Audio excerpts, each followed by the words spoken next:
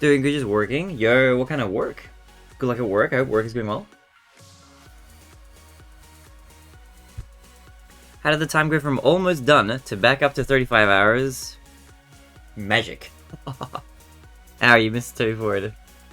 I am doing a little bit of a... One thing that has inflated it a tiny bit is I am doing a bit of a bonus gifting right now, which is that for any Twitch viewers who go to the Kick stream, so that's kick.com/thebaronid, anybody who goes to that stream and subs there with their own account, I am matching that by gifting another sub here. So currently anybody who wants to increase the time of the stream a lot, that's like one of your best values for money for doubling it at the moment.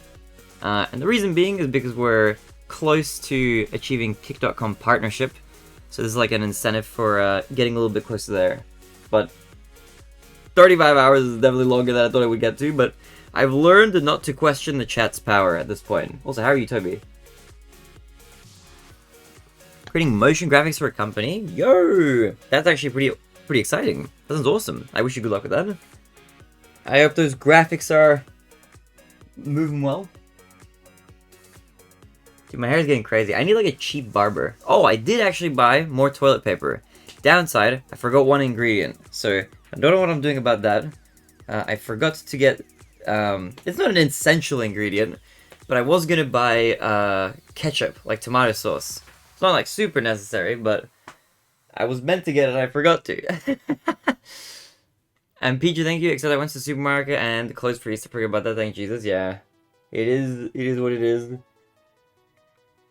I had to go to the store just a moment ago to pick up some groceries and stuff, but it's pretty good. Things are closed like super early.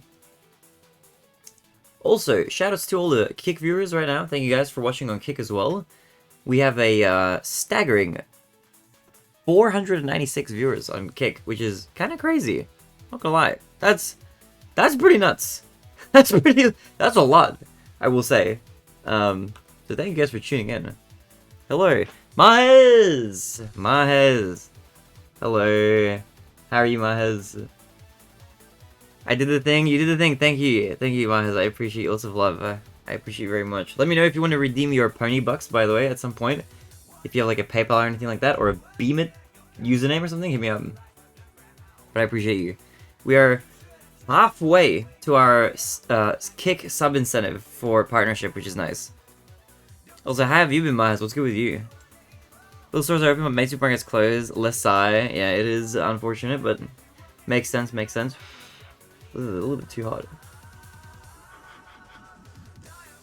But yeah, I think this is the highest viewership we've ever had, which is kind of nuts. I've never had this many anywhere. Definitely not on Twitch. There's a lot. But combined, pretty crazy. I don't know what my Twitch highest viewership is. It's like 300 something. So this is definitely shattering that record. But I think what we'll do a little bit of is maybe a little bit of. You know what we should wait. You know what we should do?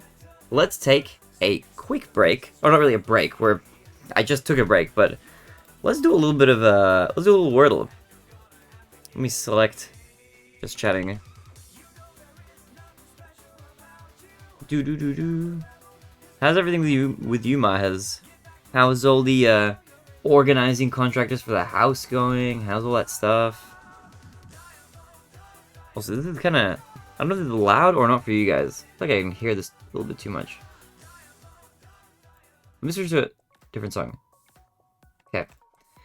Alright, let's do the Wordle. If we haven't done it already. Wordle.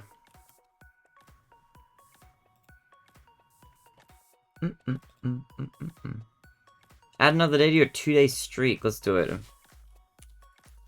We're playing on hard difficulty, so that means our guesses have to be...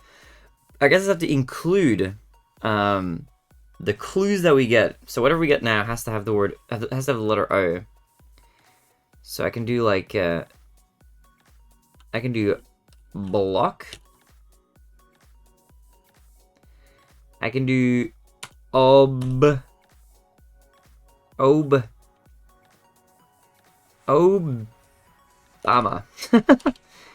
I can do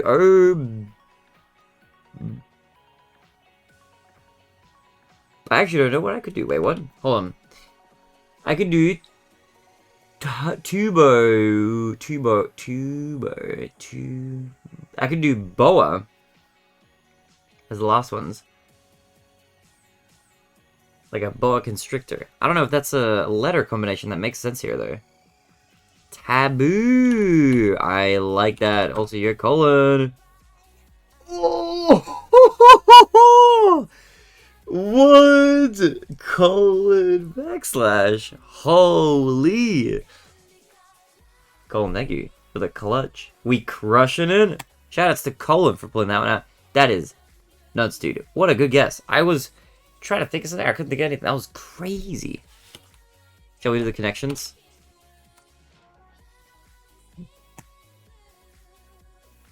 Boom. Alright. Honey. Wasp. Trip. Tap. Spill. Still. It's only double O word. True. I didn't even know. I wasn't even sure if there was a double O in it or not. You just pulled that out. I was like, damn. Fall asleep. A trip. And a spill? I guess those are all... Could a spill be it? Like this? It is. A tumble. Makes sense. Okay. Alright, that's... I thought that almost was too easy. A brown.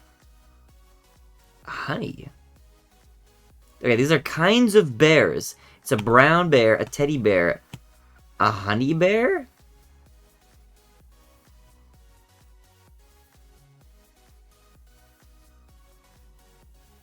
Is there a wasp bear? What the hell is a wasp? Wait, what? A boo-boo? Hey, a boo-boo! A boo-boo bear. What's a boo-boo bear? Is that boo-boo from Yogi Bear? Is that where that's from? Is that what that means? I'm not actually sure. A corset, an hourglass. These kind of the same shape. They kind of go like this. I don't know about mineral though. A diabolo. I don't know what this means. Tap? Okay, mineral water, still water, tap water, spring water are all kinds of waters. Let's take a drink to that.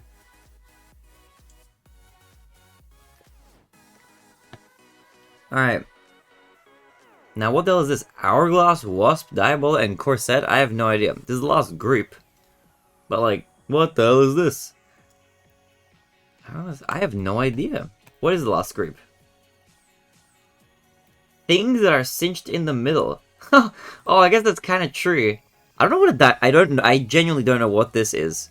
So I don't know about that one. But a wasp is kind of like cinched in the middle a little bit. It's got like the front part, and then it's got like the big abdomen. I think. I'm not really sure. I don't know anatomy that well, but that was kind of cool. All right. What about the chrono photo? Let's play. All right. Dominican Republic cigar shed. This looks like not an ancient photo. Right? Like, look at these glasses. These glasses were not around prior to the 2000s, I want to say. These are definitely 2000s or later glasses. I want to make that claim.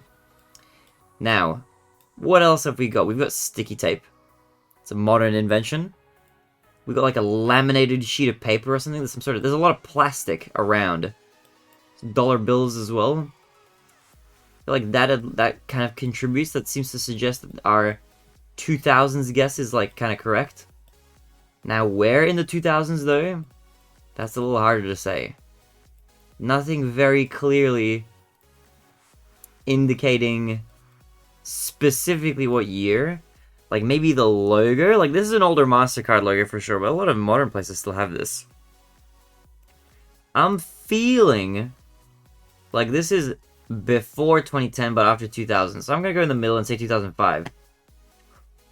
Oh, let's go!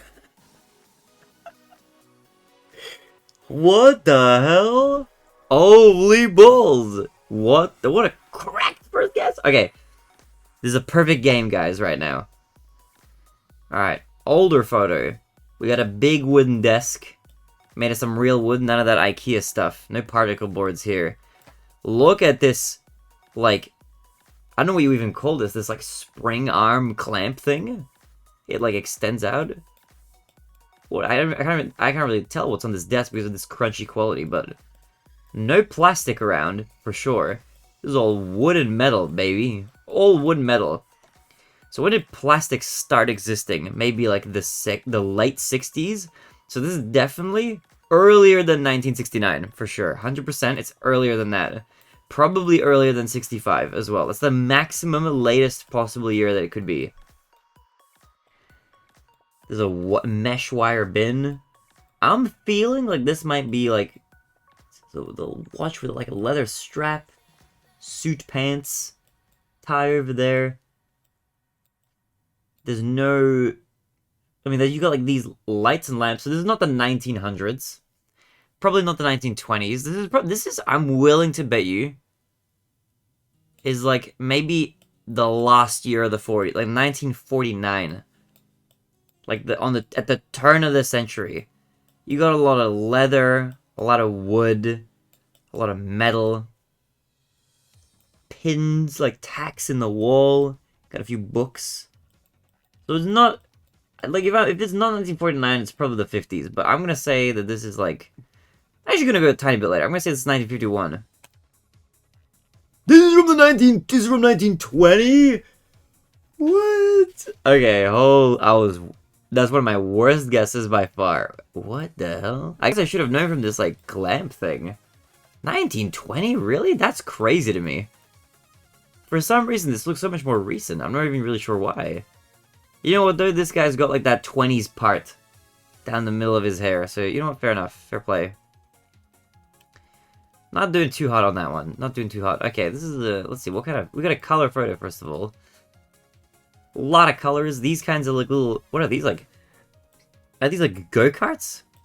What even are these? I'm not even really sure what this is. It's some sort of race. Of some kind. I've had Lego sets that had pieces that were like this shape for the windows. I want to say this is like maybe the late 60s? 69? Maybe even later than that. But these like umbrellas and the attire is kind of giving me... But they were wearing jeans. When did jeans come into fashion? Maybe it's like an 80s thing. Maybe this is the 1980s, even. Maybe it's not the 60s. Maybe this is like the early 80s. I don't know, like denim? Jeans, runners? This feels like more modern. A backpack? Okay, this is definitely later than I think. I'm saying 1990. 1998! It was way more recent than I thought. What? Dude, these umbrellas are so ancient though. Look at those. These are like 1960s umbrella colors or something. That blue and yellow? Damn. Okay, we're not doing... This is not doing too well right now. Okay, we got a partially destroyed photo over here. We got a train. People going off to war. Maybe the First World War? Maybe the Second? I feel like with how old this photo looks and the quality that it's in, this is gonna be like the First War or something. This is like 1914 or... 1916, okay, alright. Kind of close. I feel like we were basically on point with the reasoning there. Alright, 7-Eleven. Very modern looking. Immediately, this strikes me as close to present day, so let's immediately put this in like 2000. Now, where in the 2000s? I mean, this is a 24-hour store, so that's already kind of recent, I think. It's not an English-speaking country. 2000s, yeah, 100%. In the croissant? I don't know what language this is. Maybe it's French. But this is definitely very modern. This is super modern. Nobody has a mobile phone out, though. Which I think possibly.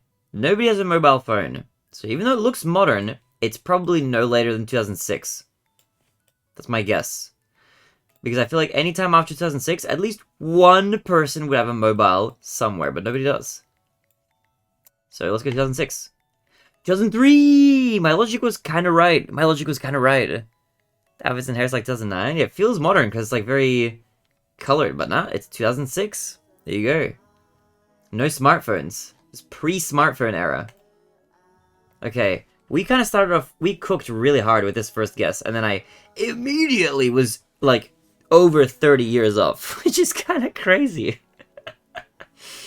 I was like 8 years off with this. This was kind of a good guess, and then this was like decent. So this was like, dude, this had the potential of being the new high score. But I kind of blundered with guess number 2. Like, this was one of the worst guesses I've ever had. I thought this was 1951. It was 1920. God damn. 31 years off is definitely my... I think this photo is my worst guess so far. I just thought it was so much later than it actually was. I don't know why. Also, your retroflex was good. Was good. Alright. Now, before we switch to games, we're going to exercise our brain a little bit. Alright? Let's do the Sinurdle and then the Nurdle. Okay. It's a drama movie. First square. White jacket. Is that a face? I have no idea. A drama. I have literally no information. Oh, that did not go in the direction that I expected. I was expecting this to be a nose, like down here. Instead, it's the shoulder of this guy. Who is this guy? A drama? What movie is this? I don't know who this character is. I just don't recognize this at all. I don't think I know this movie. No clue? It looks like it's from like the 80s or something as well. Lawrence of Arabia. Wait, are you think Prince of Persia? Prince of Persia. I've never seen Sands of Time, 2010. Okay, it's not that. Prince of Egypt? No. Robin Hood, Prince of Thieves? I don't think it's either of these two things. What the? No way, this is a real movie. Lawrence of Arabia? That's a real movie? Submit. It is! How did you know that? Wait, what? I have never heard of this movie. You're insane! Your brain is too big for your own skull. How the hell? It's long as shit, is it actually? Lawrence of Arabia. Hold up. Let's, letterboxed.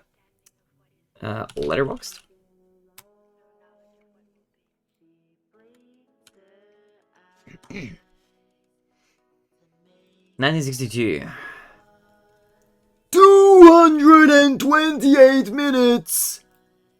It's got really good ratings! What? The hell? How many hours is that? Happy Easter, God bless. Yo, happy Easter to you too, Maddie. Maddie, happy Easter. Happy Easter to all of you guys, by the way. Ray has seen it? 7 out of 10. That's a really high rating from Ray. What the hell? Is it that good? This rating... Okay, this letterbox, by the way, this is a website for, like, movie snobs.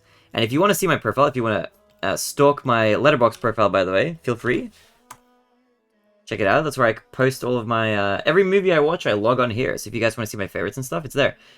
So, because this is a website basically for movie snobs, generally the ratings are pretty harsh.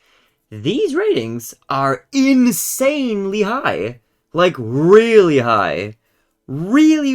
So this must be, like, an incredibly, like, well, received movie among, like, movie enthusiasts. I know movies. I believe it. That's, I've never seen this before or heard of this. It's got really, really good reviews. 228 minutes. How many minutes? How many hours is that? 228 divided by 60. Is that's almost 4 hours. This is an almost 4-hour movie. What the fuck? That's crazy.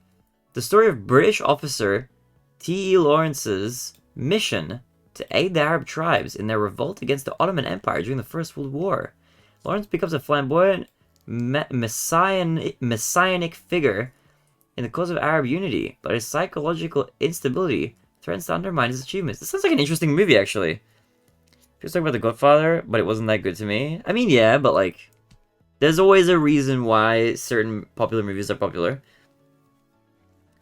An interesting, fun thing is, like, to think about what your favorite movie is, that a lot of people don't like that much, or a movie that's really popular that you don't like that much. I can give you both of mine. So for my movies, if I go to films, I'll sort by my lowest rating. Wait, no, not by average rating, by my rating. My rating, lowest first.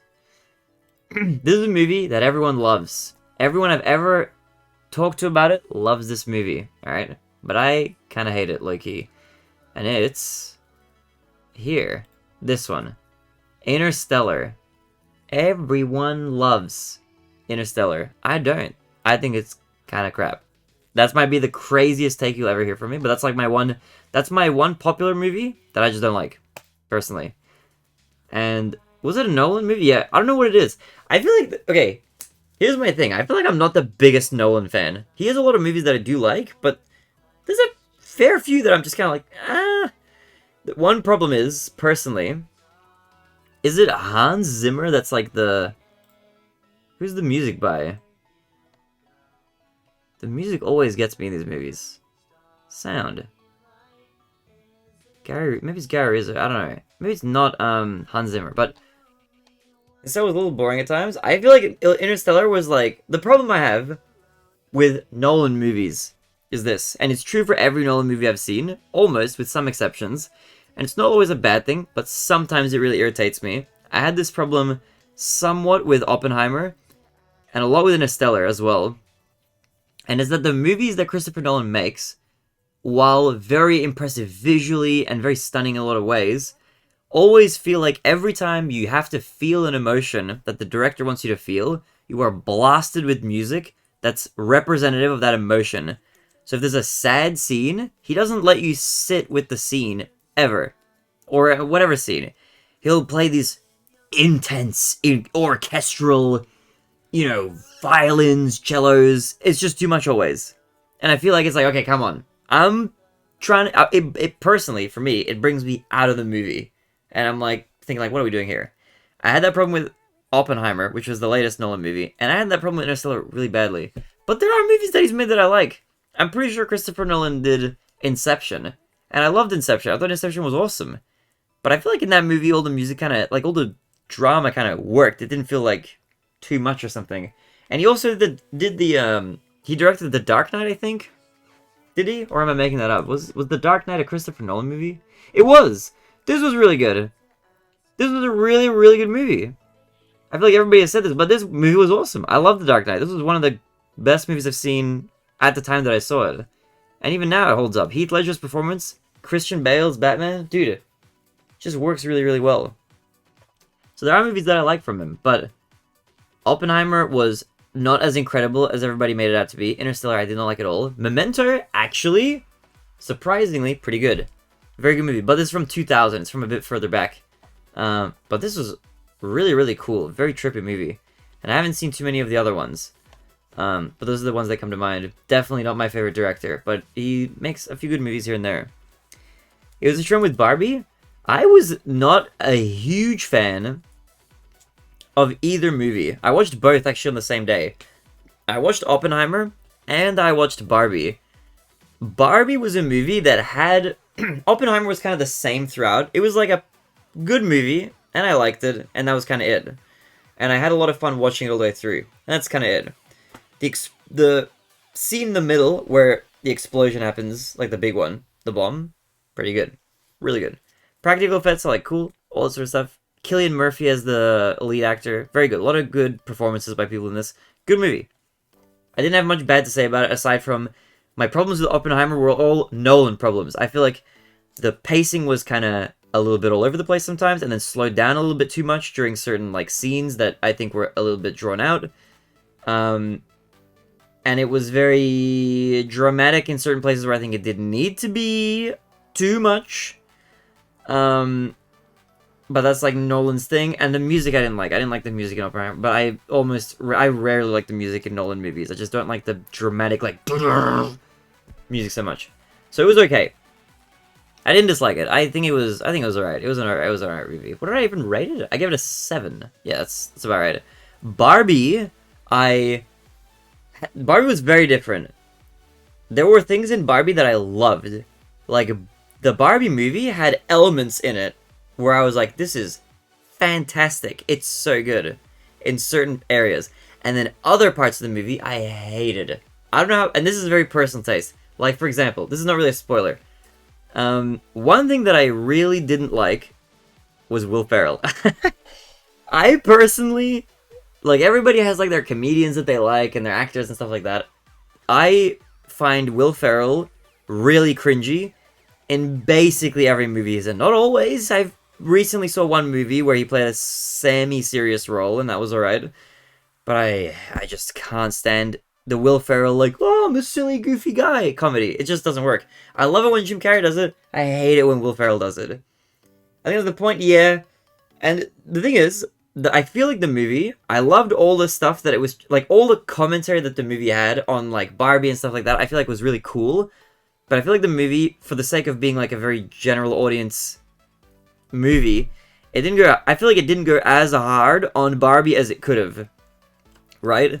Like, I feel like the movie that maybe the director wanted to make felt like it was going in a direction of, hey, screw Barbie. She represents standards that we shouldn't be looking up to. Fuck Barbie. Fuck Mattel. Alright? This is the way of the past. We shouldn't be idolizing Barbie anymore. I feel like that was a theme that the director wanted to have as the main theme of the movie. However, there's a problem. The movie was partly bankrolled by Mattel, the company that makes Barbies. So they probably want to go into the movie being like, alright, they're going to make Barbie, it's going to be a big movie, we want the movie to sell more Barbies. We don't want people to think, oh, screw Barbie, we don't need Barbie anymore. We want people to come away from the movie thinking, let's get more Barbies. So because of that, they made all the Mattel guys in the company, like, you know, the executives and whatever, all the board members, they made all these goofy, like, cartoony, like, whoa, wacky kind of villains, which didn't really seem to make sense, because then, like, the rest of the movie was spent contrasting, like, the cartoony nature of the world of Barbie Land with the real world and its problems, which then didn't kind of make sense, because they made the villains, or, like, the corporation people, cartoony as well. So there was, like, a really weird incongruency there, and I didn't like that at all, personally. I feel like it would have been way cooler if they didn't go down that route, but at the end of the day, they were like, we're just gonna make Barbie cooler now. You know, we're gonna have, you know, more Barbies that represent people and stuff. So I didn't like that. It felt like there were, like, two different movies that were smushed in together. So half of Barbie I loved and half of Barbie I hated. That was just me, though. I did like all the music, though. The music was incredible, super good. I don't know about you guys. I'm a pop music fan. A lot of people will trash it, but I like Dua Lipa. She was in the movie. I like Lizzo's music, but she, as a person, is a little bit, you know, we don't know. She's a little bit of a weird person. She had some controversy, but I like her music. Billie Eilish music was in there at the end. It was really, really good. I loved the music in Barbie, as opposed to Oppenheimer. And Ryan Gosling did a really good Ken. It was really, really good. I liked the music. It was good. I love pop too. Yeah, I'm a pop fan. They had a reference to Bratz with the kids in high school. True! I didn't have... I never had Barbies as a kid, but I did have Bratz dolls. So, I was a fan of that. But yeah. Konnichiwa Baronet, your Kalar was a good welcome. We're just talking about movies. Okay, those are my thoughts about those two movies when they came out. So, I loved bits of Barbie, but overall I just didn't like it because of all the stuff that it did do that were weird things, in my opinion. But there's, like, that's a movie that I feel like you can have a lot of opinions on. Oppenheimer is not like that. I feel like Oppenheimer is a lot more cut and dry. There's, like, a lot less to say about a movie like Oppenheimer. So this is a bit more of a plain movie. I think I gave it a higher rating, but there's just less to say about it, unfortunately. Which is it is what it is, you know. It probably deserves a lower rating than 7 on my list or whatever, but the practical effects were really good. And Cillian Murphy was a really, really good lead, but I was gonna say, so Interstellar is my popular movie that I hate. I'll tell you a unpopular movie that I really quite like. I don't know if I would say I love it, but I think the movie that I like the most, that I've heard trashed the most, I'll show you if it shows up here. At least I think I rated it a 7. Here it is, this one. Tron Legacy. This is, I think, this is the opposite side of the spectrum now. This is, I think, the movie that I've heard the most people trash. For good reason. It has a lot of problems. But, I think this movie is kinda cool. So, for one, it's got a cool cast of characters. Olivia Wilde's in here. Jeff Bridges is in here. Pretty good. The entire soundtrack of this movie, which I can't play for you because we're streaming to YouTube as well, and it would get my stream taken down, as we saw with our movie night watch party before. The entire soundtrack for this movie is done by Daft Punk. It's so good.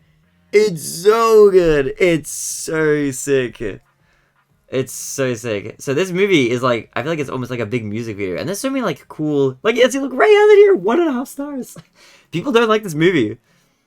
Surely one of the best looking, best sounding bad movies ever made. Kinda, yeah. It's a lot of style and very little substance. Like, I won't lie, it is basically like kind of a glorified music video to a large degree, and I love Daft Punk. One of my favorite bands of all time. I have I think 3 of their albums on vinyl. I love them. So this movie was like a fan service movie for me a little bit. And I love Jeff Bridges. He was in one of my all-time favorite movies, The Big Lebowski. So can't go wrong there. I'm a Jeff Bridges fan. There wasn't a lot of plot to get in the way of Tron Legacy yet. Never heard of it. It's not a very well. It's like a. I don't think people will love this movie. It came out, it was in cinemas, and a lot of people said that movie was kind of trash. But I like rewatched it a couple times. I was like, dude, I liked it as a kid, and I rewatched it as an adult. I'm like, I kind of like this movie still. I just like Dogma. People rave about that Kevin Smith movie, but I'm not a fan. Wait, which Kevin Smith movie? Also, yeah, it's fine. No, the thing is, whenever I watch movies, I make a point, like, before, when I still had a job, I can't do this anymore because now I'm being money conscious, so I'm being smart. I hope you guys are proud of me. I'm not spending my money on silly stuff. I did buy more toilet paper. I'm not really watching movies in cinemas anymore, but when I had a full-time job, I used to go... Oh, it's called Dogma! Right, I thought you meant, like, you dislike, like, Popular Opinion or something. Only toilet paper, haha, good one. No, I bought, like, toilet paper, I bought a couple bags of chips, I bought some ingredients, except I forgot tomato sauce, so I will either have to make do with, like, tomato paste, which will taste very different, or I have to go back to the store and get tomato sauce again, which is probably what I'm doing. I think I can just walk to the store, though, because there's a store near me that will probably sell tomato sauce, or at least I hope they sell tomato sauce. Anyway, I don't want to go back to the store, it's, like, late at night and they're closed, so I'm not going back, but I forgot.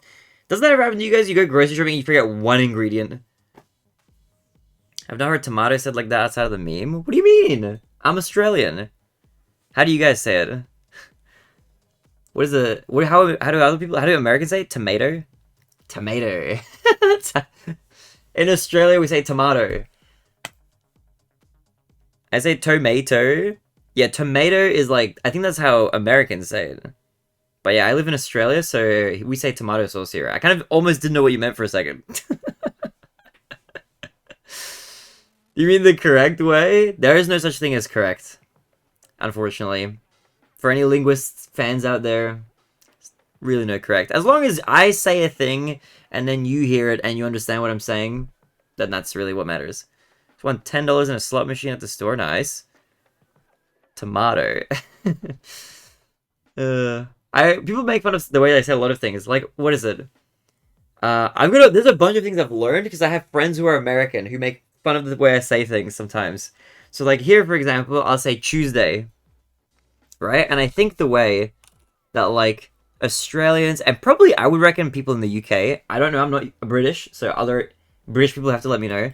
But the way I say this word, right? I feel like I say it like this, right? I feel like I say Tuesday. But I've heard Americans say it, and Americans say Tuesday, which is like, that feels awkward for me to say, but it's interesting. They say Tuesday. I think that's true, right? And there's a bunch of weird examples like this. I say, like, when I say something is interesting, I say interesting. So I feel like it's like inch-resting. That's how I say interesting. I don't know what the American pronunciation of that is. I don't know if Americans say interesting or something, like interesting. It's supposed to be Tuesday, not Tuesday. You just say it like that. It's supposed to be... I would say supposed to be. It's just dialects. It's right the American way, JK. Say fortnight? I say fortnight. There's no right way? There is no right way. It's just dialects. But it's interesting. It's interesting to see what people... like how people pronounce things. Most speakers who... Palatine... Wait. Most speakers who palatalize T's before use say it ch. The way we say things is probably wrong. There is no such thing as a wrong way to say anything. The only, like, all wrong means is, like, not how most of, like, the people around you say it. I argue with people every once in a while on how to pronounce data. Do you guys say... Let me guess. You guys say data, I'm pretty sure. Data. That sounds kind of cool, though. In Australia, we say data.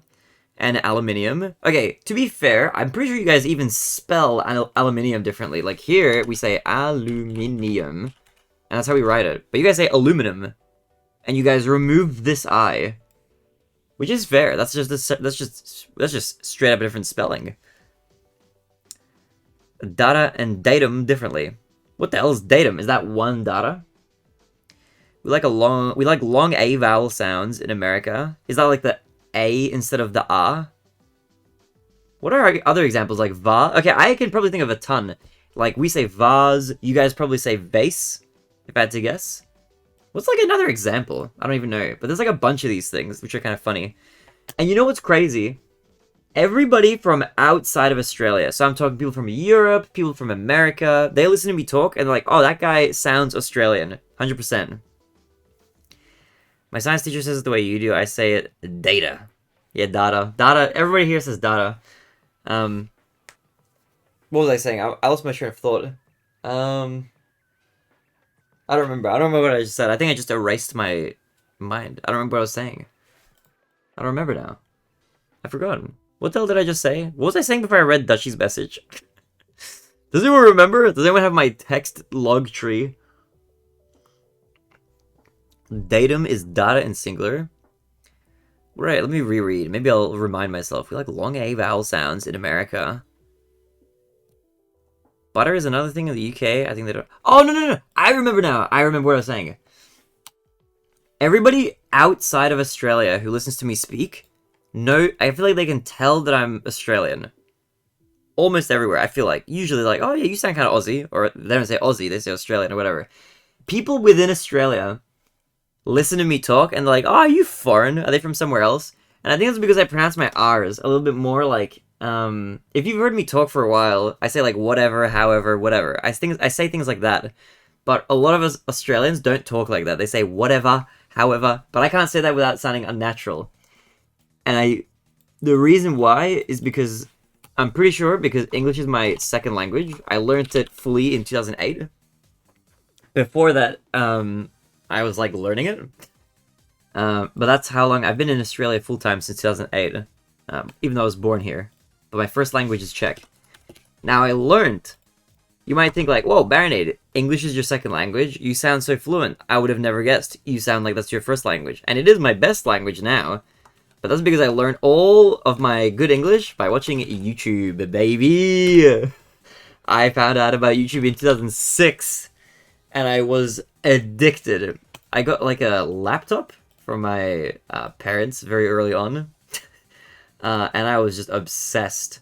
Alright, I was on it for hours all the time. I can give you some old YouTube channels I watched back in 2006 that I don't even know if all of them are around anymore, but I'll give you a few. So I watched Smosh, they're still around. I used to watch a channel called The Wine Cone, who sometimes still does stuff, but definitely has not been in anyone's mind since maybe 2008 or 9 at the latest. Community Channel, all lowercase. Ashens, who I think is still around doing stuff. He's like a reviewer of... he reviews like knockoff gadgets. From like dollar stores or like pound stores, I think they call them in the UK. Community Channel's an Australian channel, and she used to do like these like kind of comedy skits back in the day, which used to be way more common in like early YouTube, but not as much anymore. There's these ones. There's also there was a channel called Blunty 3000 who used to do Lego animations in 2006.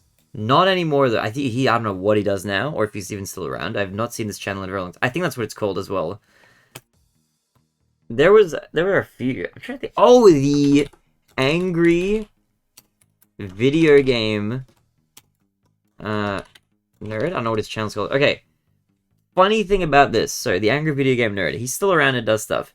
For the super OGs, who watched around this time and even earlier, right? I don't know if you guys actually know this, but he changed his username. He actually changed his branding. He used to be called the Angry Nintendo Nerd. If anybody remembers this. That's a little bit of a throwback. But that's what his original name was. And he switched it to Angry Video Game Nerd. I don't know when that happened. I think it was very soon after this point, if not in the same year. But he called himself this for at least his first 2 or 3 reviews, I think. So there's those. I'm trying to think if there's definitely not going to be anybody else that I like regularly watched that I can remember. There were like viral videos, quote unquote viral videos, but back in these days, a viral video was a video that got like 20,000 views. And people were like, that video's going viral. And it was like, you know, like Charlie Bit My Finger and shit like that. I don't even remember, like, there was some really old... That must be where you learn to swear in English. Dude, I learned, like, I'm not even kidding. I did English classes. Like, when I was in Czech in primary school, I did ESL. It's mandatory. When you grow up... For anybody who grew up in a non-English speaking country, if you guys grew up in a non-English speaking country, you'll learn English as a second language as a mandatory subject in school. It's like essential. You can't not do it. Whereas I think if you grew up in like Australia and school here and whatever, you can learn another language if you want to, but you have to like, first of all, if it's in high school, you have to be at a high school that even offers a second language, and then you have to actually choose it as an elective and all that sort of stuff. Maybe in America you might have to learn Spanish, I'm not really sure, but in Czech Republic, ESL was mandatory subject, so we had to learn it. But I'm telling you right now, YouTube, I guarantee, like, here's where I learned like some basics. This is where I learned all my English. And also, okay, no, I'm lying. YouTube was like a small portion of it. Living in Australia since birth, basically, is where I learned that. I'm lying. I'm exaggerating. This is where I learned like 99.992% of my English. And then like 0.007% was from YouTube. And then 0.0001 was maybe from here. How does Australian sound? I never heard outside of them speak English with your slang. To me, it sounds normal, but I live here though. Like when I learned English and was around it my whole life, I learned it in Australia. So Australia sounds default to me. And when I hear Americans talk, it's really funny because like I'll have American friends and stuff, and I'll be on a call with them, and in the back of my mind, I'm thinking like, you sound like you're from a movie, which is probably a weird thought to have. But I'm always like, you sound like movies I watched. People have like these long A's and stuff. I think it's cool. I think American accents are cool as. I like them. America doesn't really emphasize speaking other languages. Is that even true though? I feel like I know a lot of American friends who've like learned Spanish. I feel like that's a really common one. Language is considered elective in my high school. I think that's like a normal thing for English places. Speaking basically receive pronunciation as a classical stereotypical Aussie accent. Yeah, mine's very mild. I don't really sound very typical because I pronounce my R's. So I was gonna say, because I was watching YouTube at this young of an age, I was, by the way, in 2006, I was 9 years old. In 2006. So the only thing I picked up was like just kind of pronouncing my R's a bit more intently. Also, your Crown Joe was good. Blunty 3000, that's a name I haven't heard in a long, long time. Yeah, I was going through YouTube channels that I used to watch in the first year that I found the platform. I was 9 years old at the time. That's why I picked up, like, tinges of... Well, the only thing is just my R ending... words that end with an R pronunciation. Took Spanish and German, but I know English, native language, Spanish, German, Russian, and trying to learn Latin. That's kind of sick. Let's go.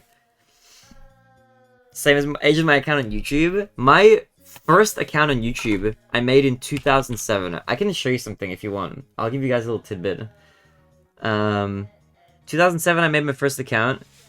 2010. This is when I made the Baronade, alright?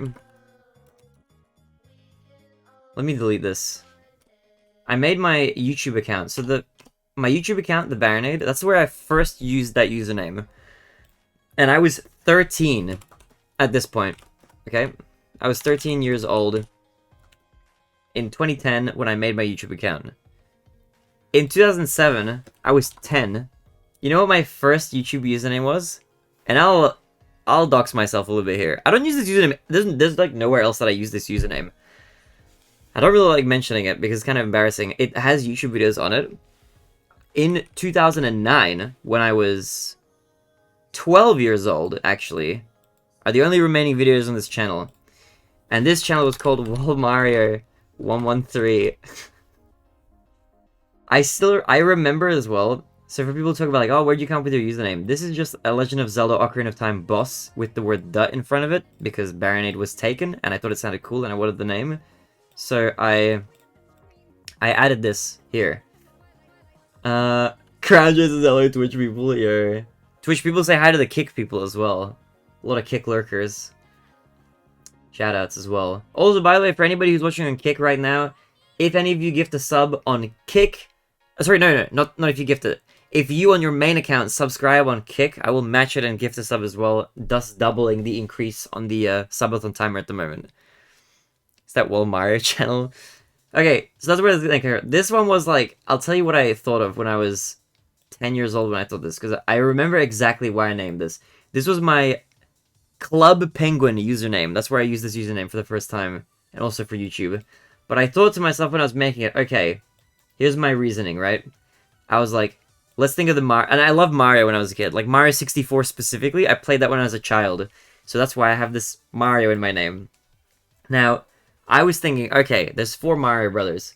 There's Mario, Luigi, Waluigi, and Wario, right? So I was like, what would the 5th Mario brother be called if there was one? I was like, clearly it'd be Mario. Flawless logic, perfect sense. And then I was like, even though that name wasn't taken, I was like, it needs numbers at the end of it, right? It needs numbers. And I was like, I could just put 1, 2, 3. And then I was like, hold on a minute. 1, 2, 3 is too standard. Everybody could think of 1, 2, 3. I'm gonna do 1, 1, 3 to throw people off. And that's why that username exists. Okay, that's why I created that. That's my 10-year-old logic. If you guys want to see a YouTube video from that channel, by the way, we'll play one. Okay, I'll show this to you. I used to make. This is the channel, by the way. It's got 10 subscribers. More about this channel. I'll show you. Right? Look, joined 26th of November 2007. All right, old channel. And I uploaded Photoshop tutorials onto YouTube. Because I was really, like, I loved drawing and graphic design, all this stuff, like, my whole life, basically. And I was using Photoshop, so I was like, okay, I'm gonna make Photoshop tutorials. If you guys want to see what it is like, I'll show you. This is recorded all on Windows Vista, I think. Guys from Justin TV, I'm old. Yo, let's go. You're an OG, though, Joe. When I was 10, I used my mom's account still. I watched you on my old account, Lamau. Really? What the hell? I haven't used this account like since then. I haven't used it like ever anywhere. But I'll show you the car window tutorial. Now I warn you, this is 12-year-old Baronade. I am currently 26 years old. I was 12 in 2009. This was a what? Okay, 2009. I just think I aged a tiny bit. Okay, this is 2009. It says 8th of December 2009. You know what just like aged me a bunch in in one move? When I show less, this thing says 14 years ago. What the hell? 14 years ago. This number keeps increasing every time I come back to this video. It's kind of I think I'm gonna have an existential crisis. Not gonna lie. Anyway, 12-year-old Baronade, guys. Hello, I'm gonna show you how to make I'm gonna show you another Adobe Photoshop tutorial. This one's gonna be on how to tint the windows on a car. You can take a photo of your car. This is stellar, by the way. Look at this like new folder, Windows Vista, baby. You know what's funny? For the longest time, I was like, this UI design is like ugly as hell. But you know, now I'm looking back at it, I'm like, you know what? I don't know if it's just me getting older. It actually kind of still sucks. I don't know. It's not that. It doesn't look that great. Or just download one of the internet. I take it back. And just put on your desktop or in a new folder. I think I can vaguely hear the check and you hear it, TBH. At this point, I hadn't yet been... There was a long time where... There's even old YouTube videos of me where I sound different enough. Like, if you go further back, even in this stream, if you go back, like, 6 years or something, you can hear my accent sounds way less natural. I got this one off a Mazda off the internet. So, I'm gonna right-click, open with Look at the editing! Photoshop Elements. Yo! Is that Windows Live Messenger? That's how you know what era I'm from. Okay, I had Windows Live Messenger, guys. That's a relic. That's a timestamp for sure. I forgot about that program. I used to use the hell out of that. That's before I was using Skype. Pre-Discord, we were using Windows Live Messenger, dude. Dude, I remember people used to get emo on this, and they would say, like, don't talk to me, I'm stepping away for a couple days. And they would, like, put that in their little away status or whatever. I was too young to use it. I was 10. I shouldn't have been using it, man. And here's a car. Here's a car. Now, this was my favorite car when I was a kid, by the way. Mazda RX-8. I don't know why. I was fixated on this car. My parents bought a Mazda 6 when I was younger, and I was like, this car is cool. And then I Googled them, and I found this. And I watched, like, one video about how its engine was some sort of, like, triangular rotary engine type thing. And I was like, that's hella cool. This is my new favorite car. First, choose the gradient, and I will mispronounce, I think, a couple words in this. And select the polygon lasso tool. If you have it selected on the other tool, just click on it and hold, and you can choose which one you want it on. And you're gonna have the polygon. I don't know if that still works, probably though. Now zoom in on the windows a bit. Also, this is, by the way, this is gonna be not the most efficient way to tint the windows on a car. I will say though, if you are a complete beginner to Photoshop, this is actually not a bad tutorial.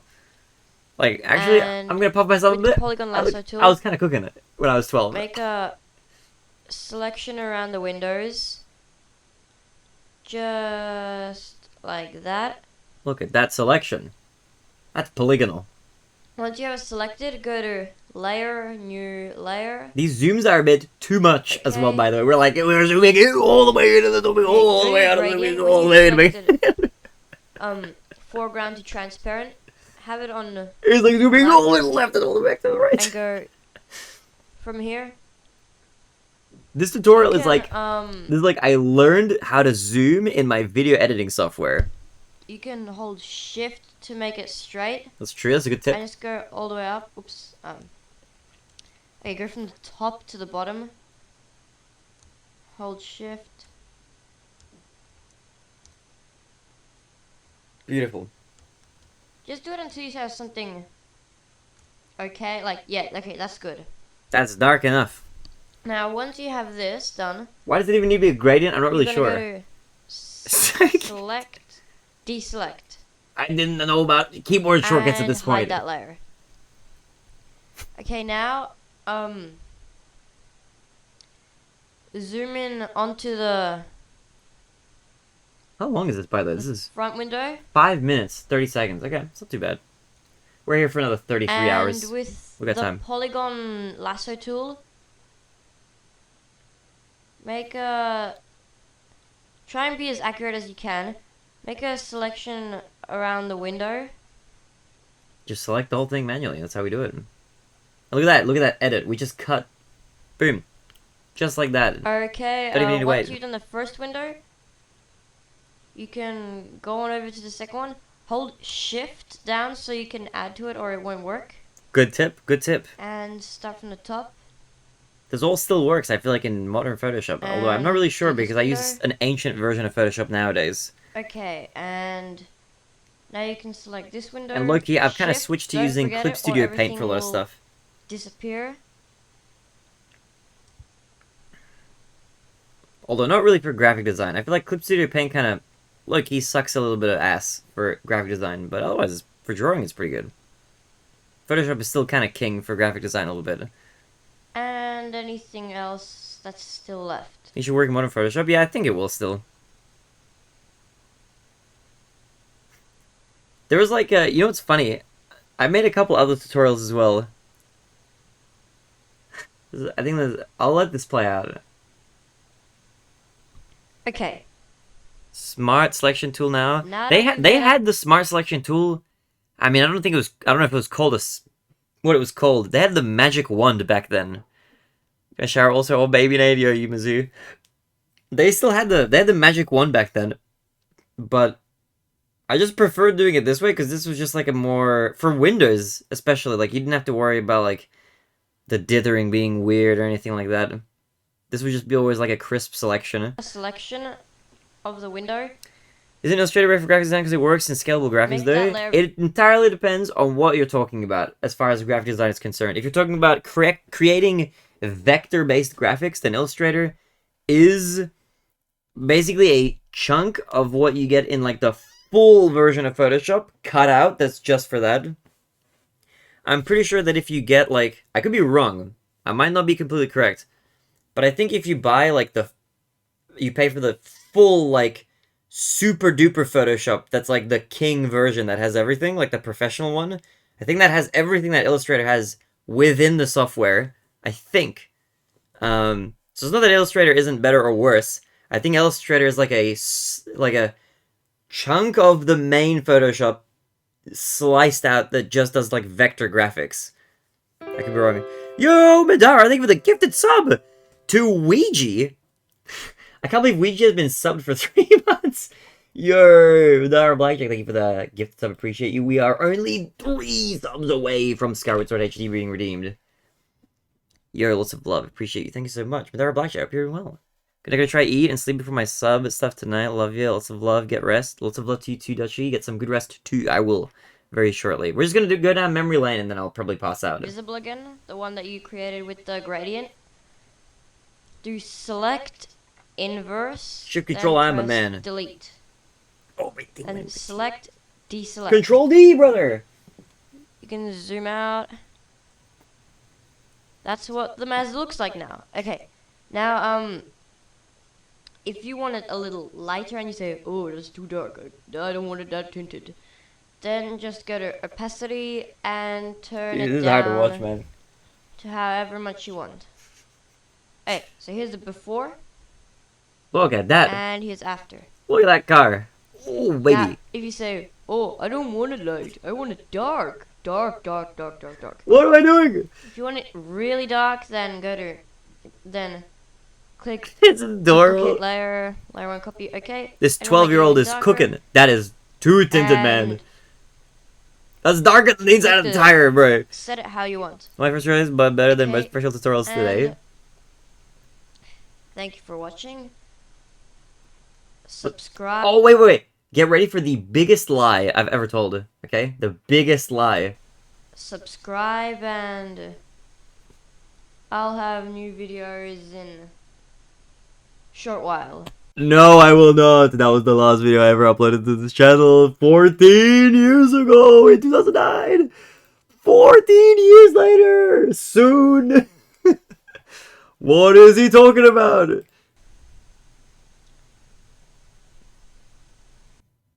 Nice. Okay, it was just silence at the end. Okay, alright.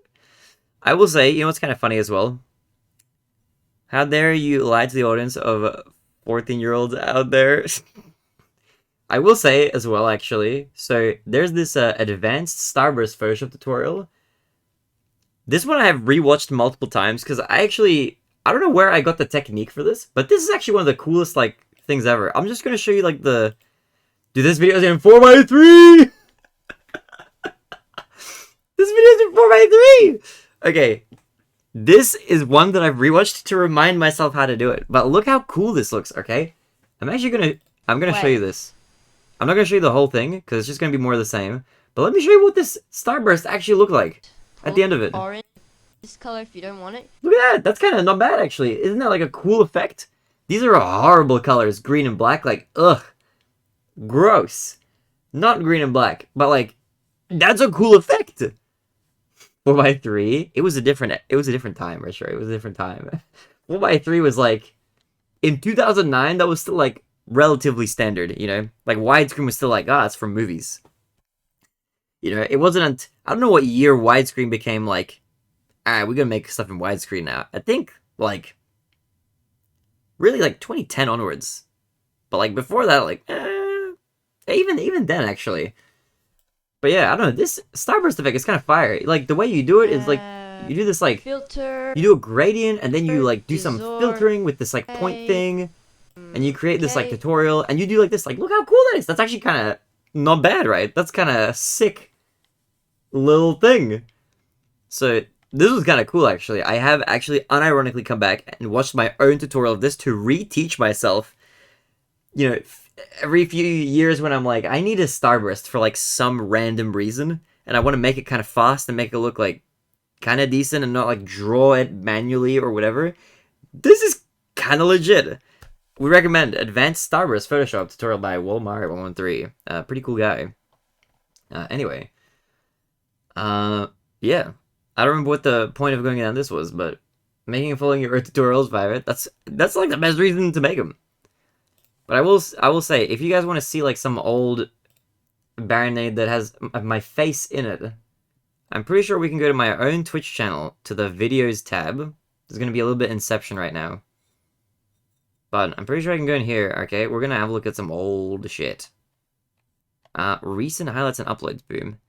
Looking from Baronade watches himself. Not very much, but like on the odd occasion.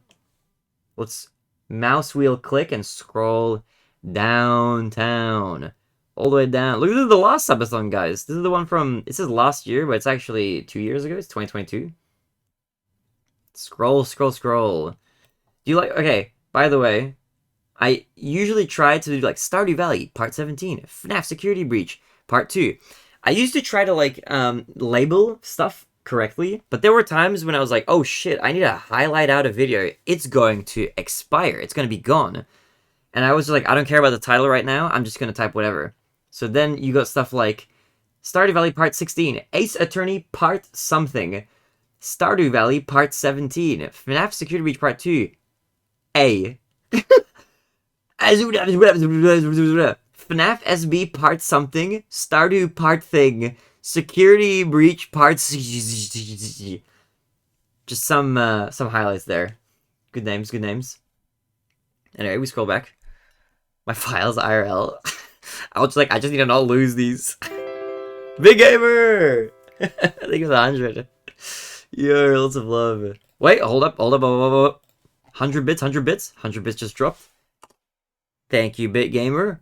Thank you. We're keeping track of that. Don't worry. Keep track of that. Keep track of that.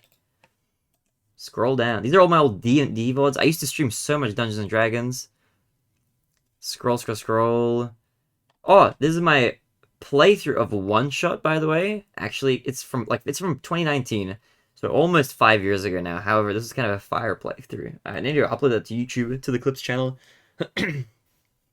Ace 30 speedrun arc, art arc, is speedrun arc. I don't really do this much anymore, literally only because I'm just very lazy, but I used to cross-dress like pretty often, both in person and on stream. Check out this like cool rooster dress. Or I guess I have the maid outfit, that still kind of counts. Look how much, by the way, so if you guys are wondering like, okay, I've said like that this year, and by this year I mean within the last 3 months, not any longer than that, I have gained like 10 kilos.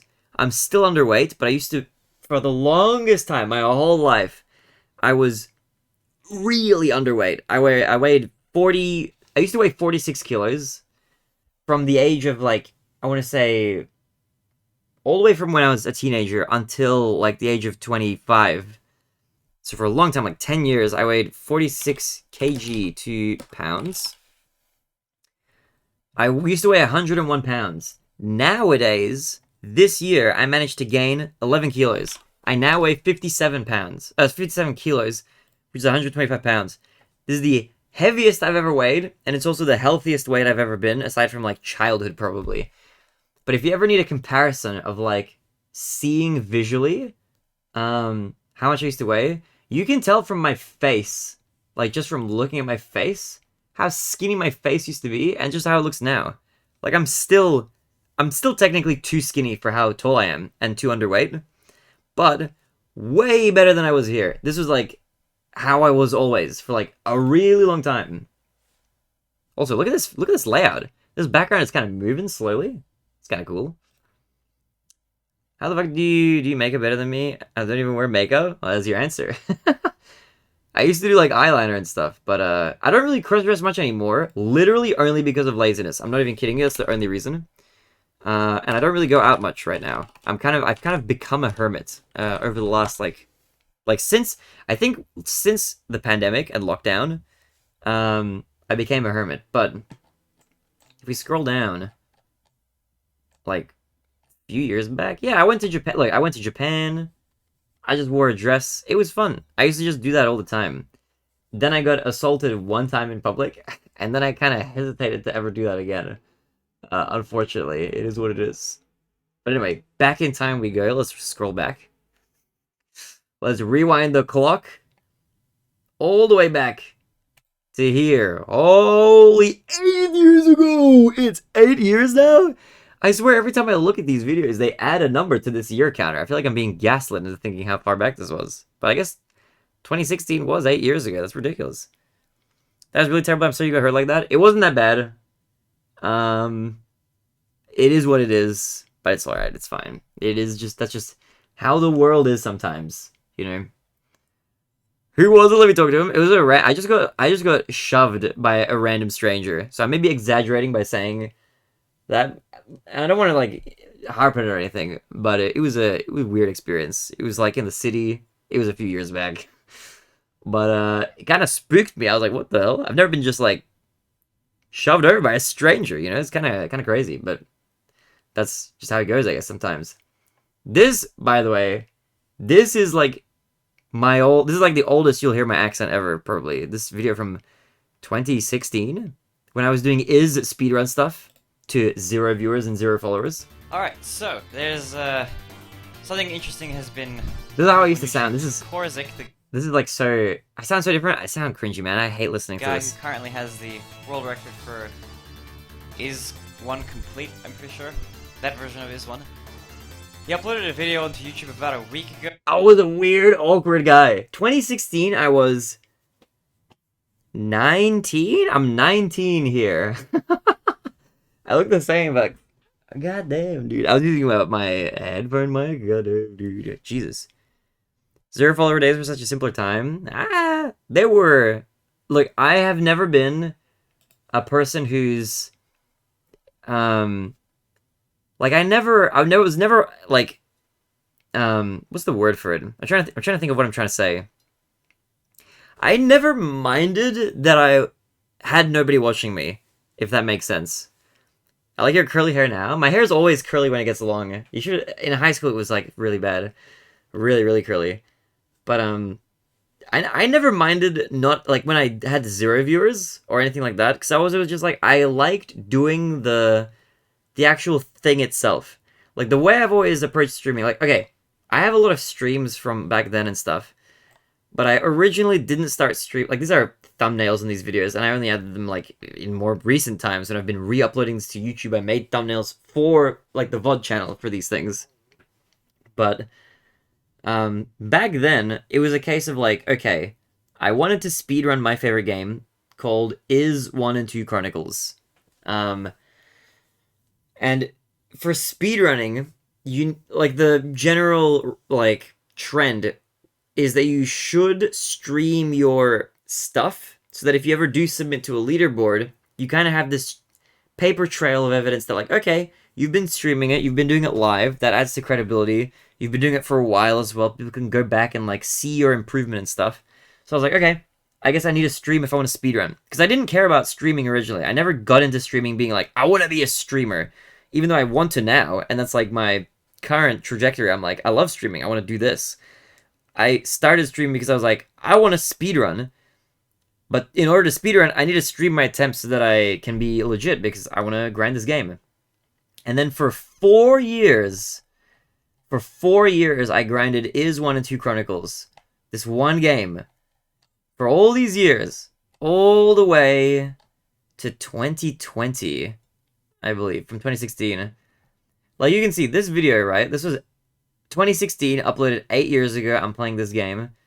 And then how far up can you scroll and still see this? It's like tutorials and stuff. It's over here. It's over there. Wait, no, this is... No, not that. All the way until here. This is, I believe, the last highlight. 4 years ago. So you can see from 8 years ago to 4 years ago, I was grinding it. I was doing that. And in that entire time, that whole time, I don't think I even got to 100 followers. I think I streamed for like 4 years and I got to definitely less than 200. Maybe I got to 100, but it took me 4 years to get to like 100 followers.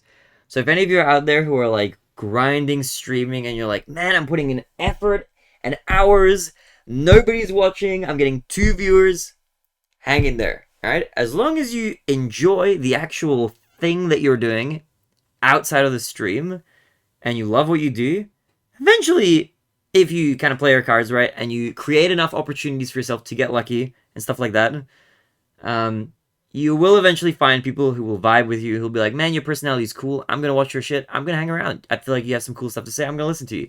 You'll find people that way. But it takes a long time. There's a lot of people who grind and they're like, oh, I only have 100 followers and it took me 3 months. I don't think I'm improving. I'm like, bro, I took 4 years to get to 100. It can take a long time. There is a rule of thumb though. And the rule of thumb is you never fail until you quit trying. And there may be a point where you think like, well, it's going to be there's just a point where it's reasonable to quit. And that can be true, depending on your circumstances. It doesn't work out for everybody. You got to get lucky. That's just the case of it. You got to get lucky, and you got to make opportunities for yourself to get lucky. And then when you do get lucky, you have to take advantage of those opportunities. And it's just a lot of hard work. And there's a lot of things that come up that can create opportunities. And it's hard. But you never fail until you quit. But you got to be careful with assessing the future as well. You also shouldn't grind yourself into dust doing something that won't work. And here's a good example, basically. I speedran this game, and it was a niche game. It's a small speedrun. It's not tiny. Like, nowadays, it's a little bit bigger than it was back then. It's got like 40 or 50 people on the leaderboard. Back then, it had like maybe 20. And I played this game for 4 years. And it's my favorite game ever. But it's not a popular game. Like, I bet you, most of you guys probably don't know this game. And there's nothing wrong with that. This is like not the most popular game ever, right? It is 1 and 2 Chronicles. Like, what is this, like, JRPG type game? But I grinded it because I was like, dude, Dark is in here. Wait, what? What? It's Dark's. When did he? Yo, wait, what? Huh? That's actually not... Sorry. Dark, I was literally playing D&D with Dark. Wait, this is actually so cute. Dark is in this VOD from 4 years ago. Look at that. That's actually crazy. What was the saying? It's a saying that I don't remember where I heard it from. I didn't make it up. But the saying goes, you never fail until you quit trying. But that can be that's not a saying that I think a lot of people like, and it has a double-edged sword a little bit. It just depends on what kind of person you are, because that kind of... I know that philosophy can, like, make you grind forever. Also, your Spacey Stars started 5 days ago. Yeah, welcome to the Subathon. Hope you're well. But yeah, there's a lot of things I've learned streaming. I didn't get into... The thing is, I never minded that the stream grew really slowly. And I still don't mind, like, where I am. People will be like, oh, you stream so much, but you only have this many viewers, this many followers. It doesn't matter. There's people who tune in and have fun tuning in, and it's a fun time. Even if there's just one person who's watching who's, like, having a good time, I'm satisfied. Obviously, I can't maintain that as a full-time career if only one person watches, for sure. But I really don't need, like, the numbers to fulfill me. So I'll be here grinding away no matter what. However, that being said, I will couch that and say, if you want to actually grow your stream, there are things you can do to create more opportunities for yourself, and definitely speedrunning a very obscure game for 4 years straight is not a great way of doing it. Definitely. It's a very, very bad way of doing it.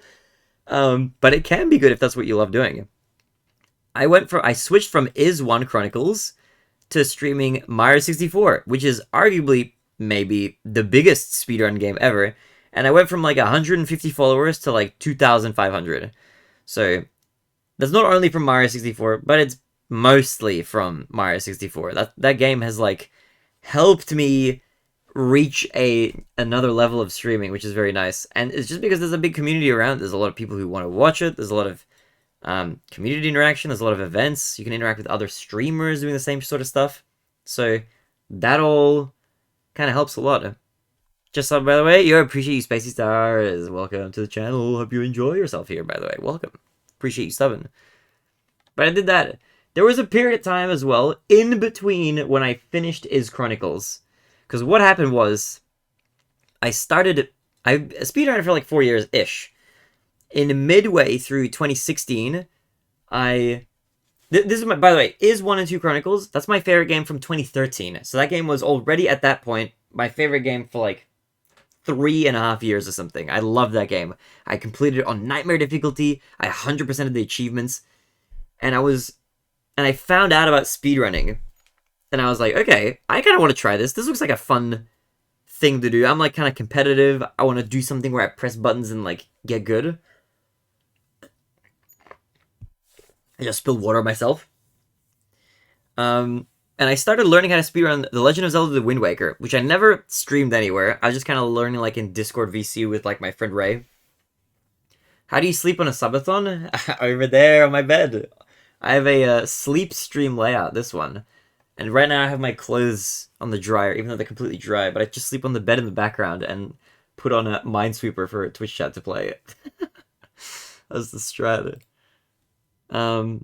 But I then heard, I don't really remember this clearly anymore, but I think I got advice from somebody, or I thought of it, or somebody told me, I don't really remember, but I got the idea somewhere that to speedrun a game, it would be a good idea to play a game that I already love, because that's a game that I know that I could play like 100 or 200 hours of or whatever. And my favorite game of all time was Is 1 and 2 Chronicles Plus. So I was like, okay, I'm going to learn to speedrun that game. I'm going to grind it. I'm going to go world record in any percent. Having never really speedrun anything before, I thought that. And in 2016, I started running the game. And I started grinding and grinding and grinding. And grinding and grinding and grinding. Over like the next year, 2 years. It was like 2018 at that point. And I was like, okay, holy shit. Getting the world record is like maybe impossible. Screw that. I don't know if I can do that, man. I don't know if I can get a world record. That's like too much. But I was thinking like, okay, but I still like the game. I'll still keep playing. I'll still keep grinding it. And so 2018 passed, 2019 was happening, and I was starting to get closer and closer. And by the end of 2019, I went from like 4th place to 3rd place to 2nd place. And then I was like, okay, I'm 2nd place now. Maybe I actually can get world record in this game, but it's going to be hard. And the guy who was in 1st place, Korzik, bless his heart, wonderful individual, god of the game, he's still the greatest of all time, the GOAT of Is 1. He was like he had a big lead over a 2nd place. So there was a gap, and it was like it was like not insanely huge, but it was like 30 seconds, and the world record was like 38 minutes or something like that. So it was a lot for that short of a category, or that kind of a length of a game. And then it took like a lot of grinding, and I was really close. I was like a few seconds away. Like 4 or 5 or whatever seconds away at the end of 2019. And in December, like late December of 2019, I was like, okay, in 2020, I'm going to take the entire month of... I forget what I said. I think I said like, oh, I'm going to take like a week off or whatever. And at that point, I only had like 2 or 3 or 4 regular viewers. Like, not that many. Barely enough for affiliate. And I didn't even get affiliate from playing this game. I got affiliate because for like 2 weeks, I decided to stream Super Smash Bros. Melee, where I was trying to defeat every level 9 CPU with, like, Kirby and stuff. And that got me over the affiliate milestone. So it wasn't even Is. Is didn't even get me into affiliate. That's how few people watched it. Less than 3 average.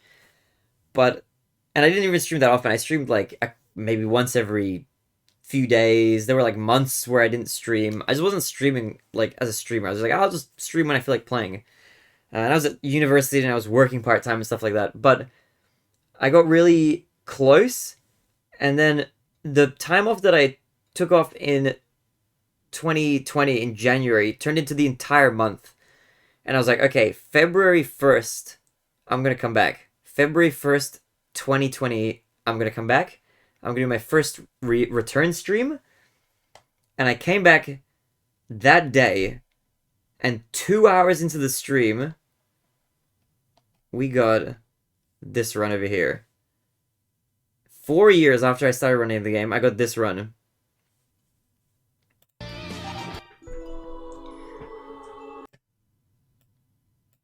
This one over here. That's the Meta Forever and Freedom Pulse 97 for being here for this. This is a really good. This is a really intense ending. This is less than 2 minutes. Things trying to flip left and around the clock out. Now we're reminiscing. World records, exactly. Also your lightning. Alright. Home stretch. Look at how horrible its lighting is, by the way. Its lighting is so bad. Shout out to this portrait of Audrey Hepburn up there. You had a world record. Before this PB, I was in 2nd place. This is after 4 years of grinding this game, by the way. I won't spoil it. Look at this boss fight, by the way. This boss is really hard normally if you play this game.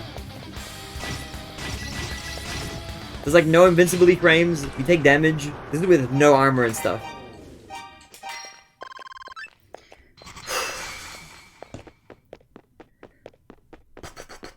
Yeah, no armor. His character sprite looks like he's wearing armor. Oh, no, you wear silver armor! I think, actually. I forget. But it's not the endgame armor. Final battle?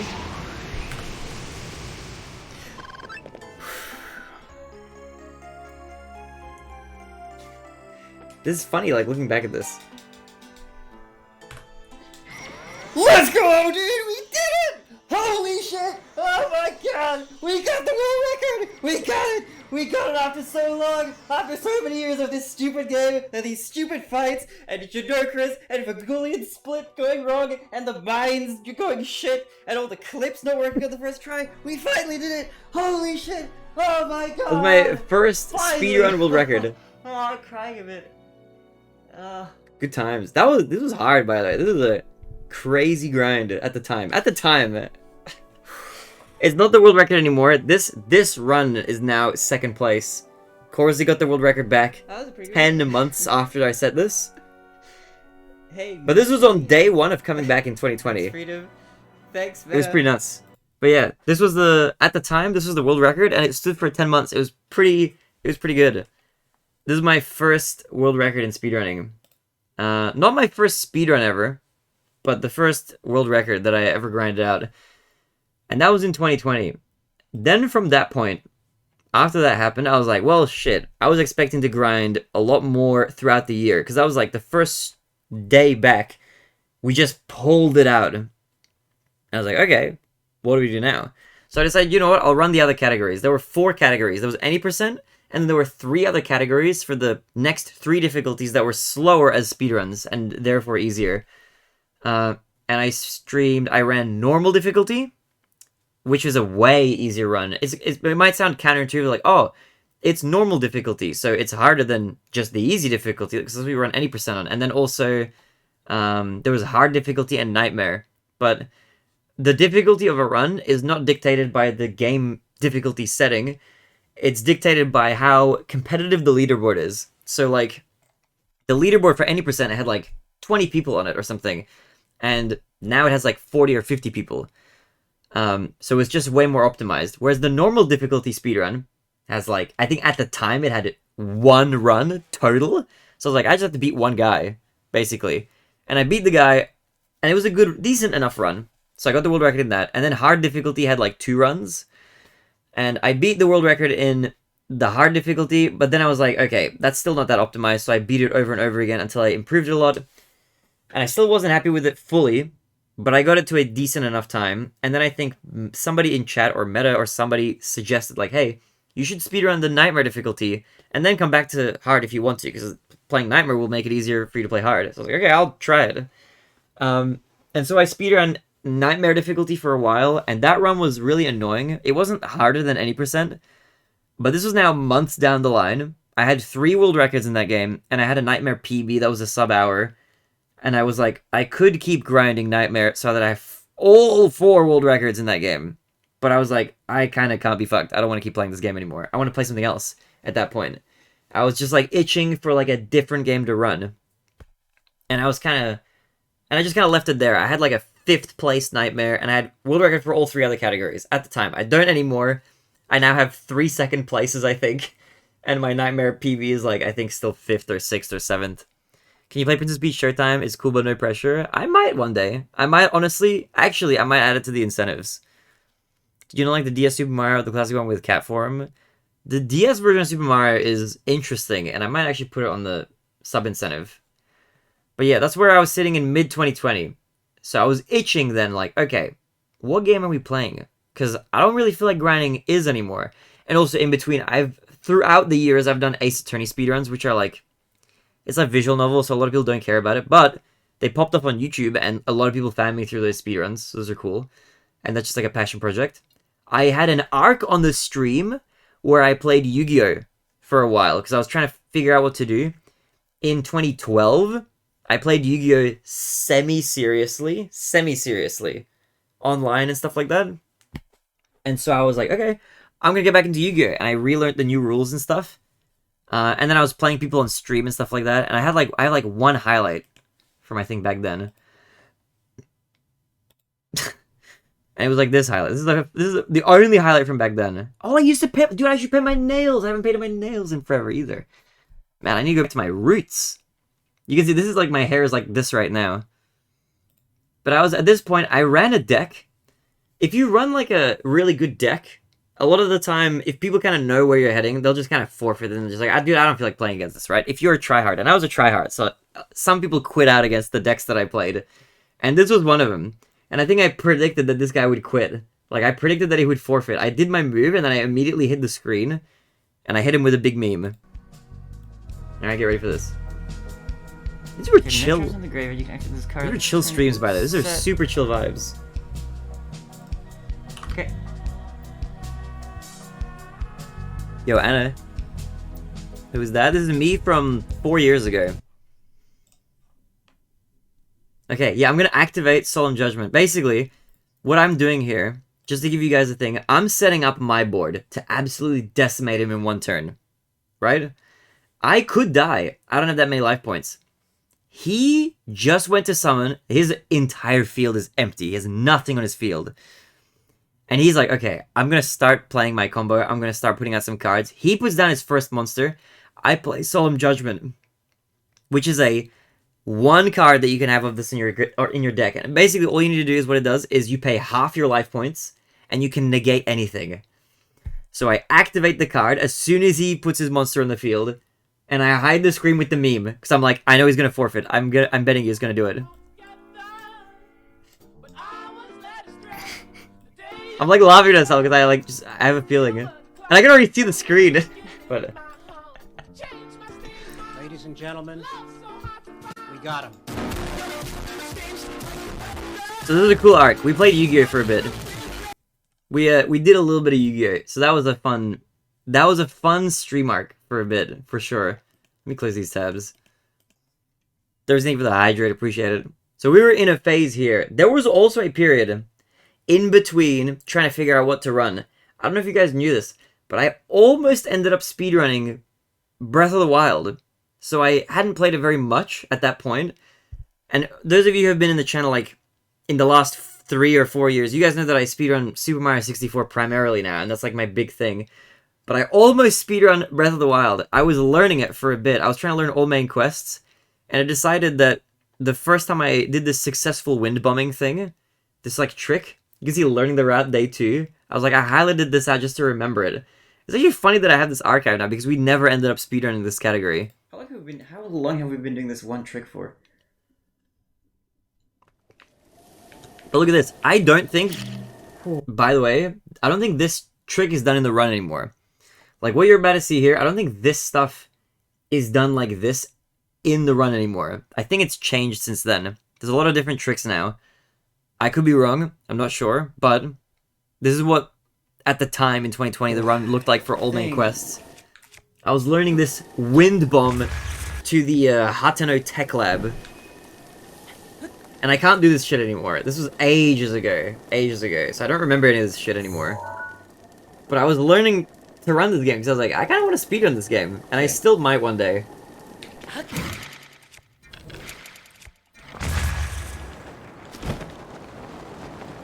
Okay. It's not very fast, but... So the trick is here, you get this blue flame on this leaf. And you only have a certain amount of time. That leaf is going to burn. But it's a glitch where you can hold the leaf while it's burning, right? You have to speed your way all the way up the hill to that thing using 2 wind bombs. Otherwise the flame will eat the leaf and you won't make it.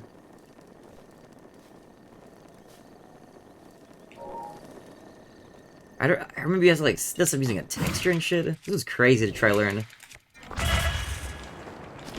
Oh my god. Look at that.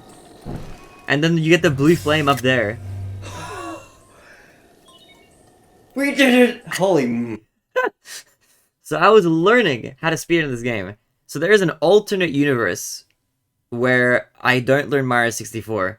So you might be wondering, okay, well, Baronade, you're not a Breath of the Wild speedrunner. Clearly, I've never seen you do a Breath of the Wild speedrun. You're a Mario 64 speedrunner, so what actually happened? Well, shortly after this period in history, what ended up happening was my good friend, my good pal, Reimu, what he did... What the hell was this? It's just random... Oh, that was just... Okay, that was just in between there. My friend Ray, he was watching some bigger streamers, namely Mizkiv and Mitch Jones. They're big Twitch streamers. Those 2 guys were both learning, at that time, to speedrun Super Mario 64 16-star, because that became kind of a trend. One of the big runners of the category at that time, Simply, who's still one of the best to ever do it, former world record holder, maybe possibly future world record holder, who knows. He was friends with Mizkiv and he was like teaching him and stuff. And those bigger streamers got into the game. And there was like this period when lockdown was happening. People got into, like, bigger streamers got into Speedrun Mario 64. And Ray was watching these streamers. And he told me at one point, when we were just hanging out and chilling, he said to me, like, you know what I'm going to try to do? I think I might try to speedrun Mario 64 16-star because I've seen these guys do it and it looks fun. I'm going to try it. And for me, that was like a source of inspiration. Because if I can do something with a friend, I feel like I end up way more motivated than if I do something with myself. So I was like, oh shit, okay, I've actually been kind of looking for a new game to run. How about I learn the game with you? We'll both learn it together. Then we can do races with each other. We can both improve. We can be like, you know, blade sharpens blade kind of thing. And so we started running 16-star together. And we improved for a little bit. We did that for a couple months. Ray eventually got tired of it. I think he got to like a 22-minute time. We were both kind of practicing a little bit at the start. But I'm a very, like, obsessive, grindy person. Like, I can put in a ridiculous amount of effort into something. So I just started grinding and grinding and grinding, like, way more than I think Ray would have ever wanted to.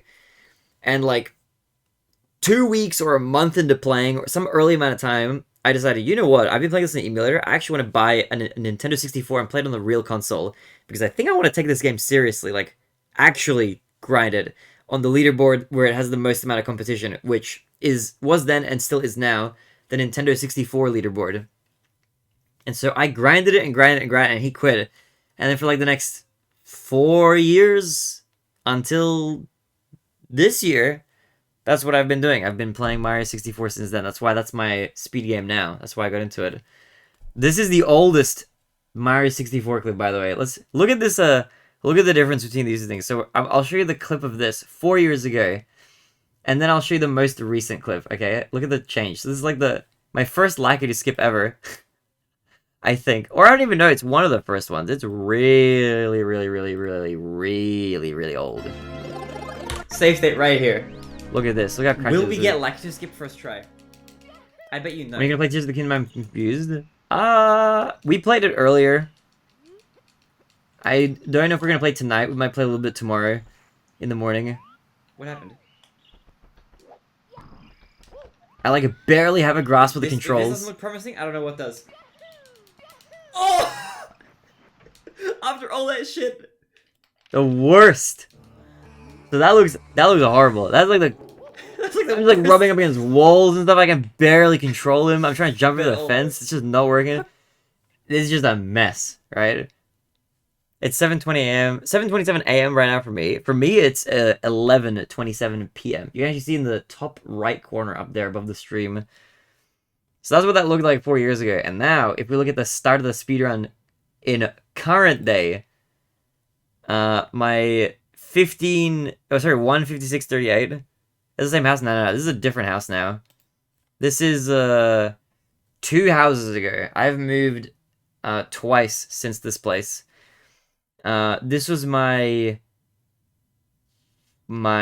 dad was... I was living with my dad here, but I moved out of this place to rent with my brother and his girlfriend for a few years, and then I moved out of there to here 2 years ago to live with Malachi and rent with him. So that's now 2 houses ago. But like, look at the comparison now. All right, look at the change of pace. This is a lot more familiar. This is from like right before the Subathon, basically. Look at how crisp the start of the game is now. I think I already do. This is like now LBLJ first try like you skip. I think. Who are my TV? Yo, legend. Let's go again. Like, watch out! Look how much more the finesse, the control. How does he do it? The glob. And now we can do LBLJ as well. Compared to that other clip, it's like ridiculous.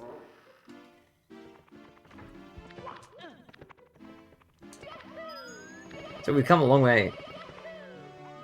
And then this kind of brings me to like the future as well. Because this is the last 3 or 4 years have been Mario 64 basically. There have been a few other like tidbits here and there. We did do a whole subathon basically in 2022, which was really long. I did a full 100%. Like you can see all these VODs: Breath of the Wild, Breath of the Wild, Breath of the Wild, Breath of the Wild, Breath of the Wild, all the way full Breath of the Wild playthrough, basically 100% minus a couple things which we still need to finish. But we did that. Done a lot of random things. Did a lot of events. Played a lot of things. I created a VTuber model, which I don't really use much, unfortunately. Maybe I should bring out the VTuber model on like random streams here or there. We could do like a VTuber Sunday or something. I don't really know. But I have this VTuber model that I don't use too much. But I use this for when I was playing Core Keep with friends. This little pony model here. It's kind of cute. I feel like it's kind of cute. A little scrungly little model. And this is just muted apparently. Good game, by the way, Core Keeper guys. Core Keeper's a good game.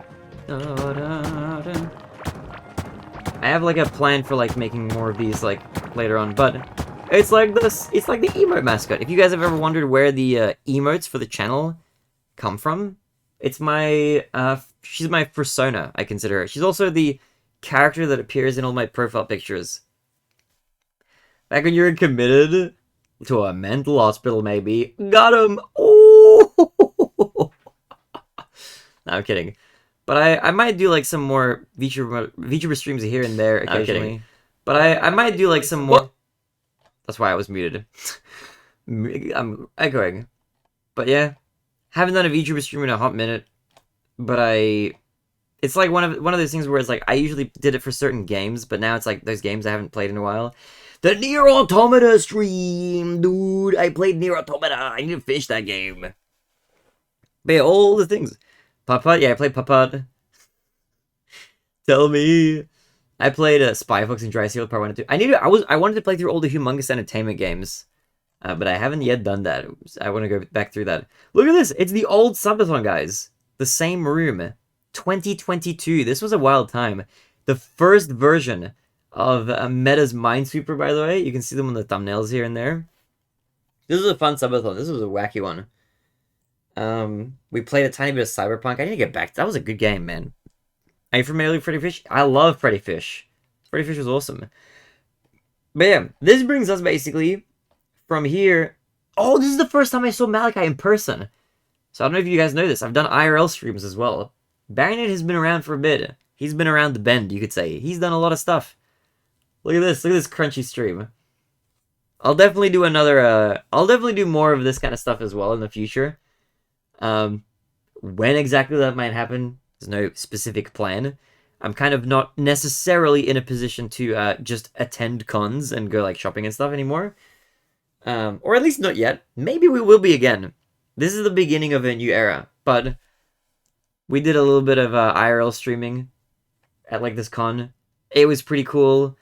We got all these people on stream with their consent. The way you do IRL streaming, by the way, is you generally don't want to put people on camera unless they say they're okay with being filmed. I mean, you know, there's public places and stuff, but I was like, hey, do you mind being on camera? And then they were like, hey, we can be on camera, it's cool. And then we showed them, and then it was a cool convention. First time I hung out with Malachi in person, it was very, very fun. I think it was the first time. It was either the first or the second time. I think it was maybe the second time. So we did a little bit of stuff. But I was going to say, let me come back here. With all that kind of done and dusted, let me scroll back up a little bit. You might be wondering at this point, like, okay, or maybe you're not wondering, maybe you don't care. Maybe like, Baronade, stop yapping. We want to see some like Tears of the Kingdom or something. And I'm like, I understand. I do too. But I want to yap for a little bit. Because playing video games, this might sound like kind of first world problem, but playing video games for 16 days straight is kind of hard a little bit. Not just on like the mental, but like on my hands as well. Like my hands are like, please put us down, stop holding controllers. And I'm like, I have to do it. I gotta work. But here's what the plan is. So, the future. I've done Mario now for 4 years, basically, right? 2020 to 2024, essentially. That's when my last two PBs were both in February, which was still as of today, last month. Fun question, what is your funniest clip? I would say if you type in !fall, you'll get a link to it. And we can actually watch it together, honestly. Before we get into it, I'll show you my... I think this is what chat thinks is the funniest clip. Forgetting what I think is the funniest, I think this is what the community has basically kind of voted is the funniest clip. This was a dark clip. I think somebody redeemed... I used to have a... so, we did like a maid outfit event. I don't remember why. I think it was Halloween. I forget exactly. But I had a command on my stream, like a channel point redemption on Twitch, called Twirl. And I was like, if you redeem this command just for the maid outfit, I'll stand up and I'll give you guys a twirl. And I think what happened was I stood up and I did like a little quick twirl and I sat back down to a speeder, and people in chat were like, hey, this is like not a good twirl. You can see you missing it. Why do you always twirl with half of you cut out from the frame? So I was like, alright, fine. I don't think I had to redeem for twirl. No, I did have a twirl. I think it was like, I don't remember what it was for. I just said, if you guys redeem this command, I'll do a twirl instead. Yeah, I think I said, if people redeem a stretch, I'll do a twirl. I think I did something like that, yeah. And I just kind of stood up and did it and then sat back down. And then you moved, I was like, okay. Why do you always do it with like half of you cut out the frame? And I was like, okay, fine. And I full screened myself, and then this is what happened. And I have never lived this clip down. Damn it.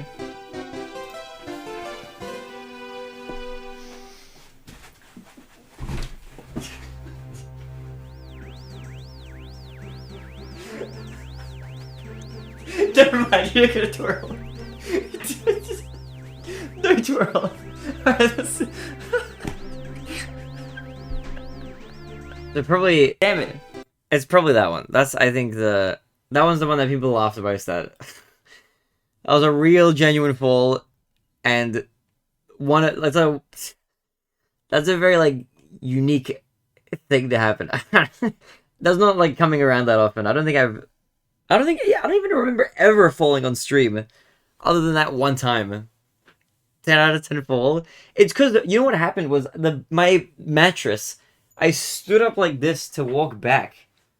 And then my leg, I thought I was going to move back more, and I hit the bed, and I just kind of lost balance. I had momentum going backwards, so I turned around, and in the moment that I was falling, I thought to myself, okay, the wall is right here, so I'm just going to turn around, and I'm going to touch the wall to prevent myself from falling. But the wall was further back than I thought it was. So when I went to reach to it, it was like really far back, and I just fell all the way down. So that's the split-second thing. And then, ever since then, people have been memeing that clip, so it's probably that.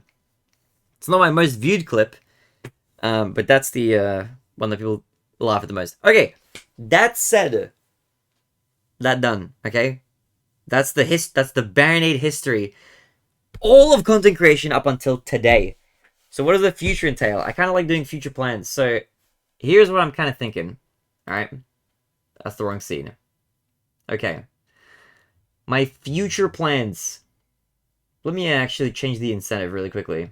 Do I have a thing? Let me hide the note really fast. It's still true. I will honor the note, but where is the oh no, it's down there. Actually, that works perfectly. Incentive. Wait, note. Dinner break, not dinner break. There's gonna be future plans. I'll highlight this little story time out. So, future plans. Let me take a sip of water while I think about this. Okay. Okay. So you might be wondering, Baronade, that's cool and all. What are your future plans for the stream? So, this may come as not a shock to any of you who have been regulars here, but Mario 64 is going to be heavily involved, obviously.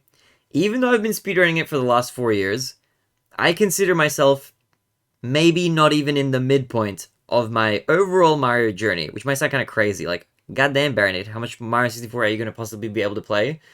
But the answer is I don't really know. And I don't mean that in a case of like, I don't know, I'm getting sick of it, I might end soon. The opposite, actually. I don't know how much I'm going to play, because the more I play it, the more I want to keep playing it. Every passing month, weekday, year, whatever, that I play Mario and I improve and I get better, it's just even more rewarding and even more fun, and I just want to keep doing it. It's not the only thing I want to do, but for Mario 64 specifically, for 120 star, I want to get a 149 in 120 star, which means I want to improve my PB by about 6.5 minutes. For 2 reasons. 1, if I beat a 151, then I beat Ruby Sari's PB. And of all my friends, who I don't just know for like Mario things or whatever, Ruby Sari has the best PB currently. And he's a retired runner, so he's not running currently. But I want to beat his PB. I want to do it. Because of all our mutual friends and stuff, I want to be the guy who has the best PB, alright? I want to be the best. It's fun to improve and to bop people. Ruby probably doesn't care, because he's retired now, so he's moved on, and he's like, he hates Mario. I think he doesn't want to return, anything like that. I'm the total opposite. I love Mario very, very much. I want to play it. I want to get better. I want to get really good. So I want to get a 149 in 120 star. I do want to improve my 16 star time and my 70 star time. I don't have specific time goals for those in mind, just because those are a little bit too far out into the future to really decide on right now. But I do want to improve my 120 star time. So I'm going to do a lot of Mario in the future. Like, post-Subathon onwards, whenever I'm not doing like events and stuff like that, lots of Mario incoming. Some of you might be like, I'm sick of Mario, whatever. Too bad. I love Mario. There's going to be tons of Mario. Other than Mario, though, you know, you might be wondering, oh, are you going to speedrun Mario Sunshine, maybe? Or Odyssey, or Galaxy, any of the other Mario games? The answer is no. I'm not going to speedrun any of the other Mario games. I'm not speedrunning Mario 1, 2, 3, World, Wonder, Mario RPG. I'm not speedrunning any other Mario game. And people know that I play a shit ton of Mario 64. I'm actually not like a big Mario franchise guy. Personally, I love the Legend of Zelda games. Every Legend of Zelda game is like a masterpiece. I love it. Can't get enough of it. I love playing those games. For Mario, I kind of just love Mario 64. And I really like a lot of the other games. Like Super Mario RPG is really, really good. And I'm excited to play Thousand Year Door, the remake that's coming out. But I'm not like over the moon about any of the Mario games. I love Mario 64, but just basically that Mario game. So there's no plans on speedrunning any other Mario games. Probably ever. I don't want to say never. Like, I don't know what I'm going to think in the future. There's going to be new games coming out, obviously. But I really don't see myself speedrunning any other Mario game. It's just going to be... If I don't speedrun Mario 64, it's going to be a different game entirely. Which brings me to, what other games are we going to play? The most streams will be Mario 64... Yeah. Probably like 2/3 to 3/4 of all the future streams will be Mario 64. Or no, sorry, no.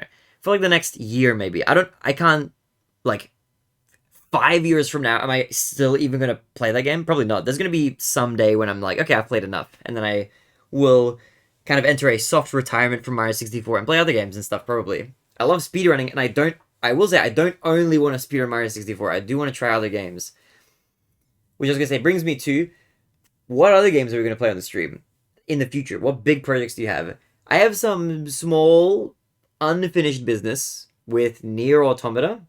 Very hard difficulty. Some of you may think, will Baronade ever get back to that game? Surely not. I will, I promise you. We will finish Nier Automata. I love that game, and it will be done. Under questionable circumstances, kind of finished all the other Obligation Art games, like Ace Attorney Chronicles. We kind of just snuck into the Subathon. I basically quit out of Outlast after playing it for like another hour the other day. And I finished the current chapter of Conker's Bad Fur Day that I was playing, which was chapter 7. There's only 2 more chapters left and the game is done, but I just hate that game a lot, and I really just don't want to play it. There's a limit, I think.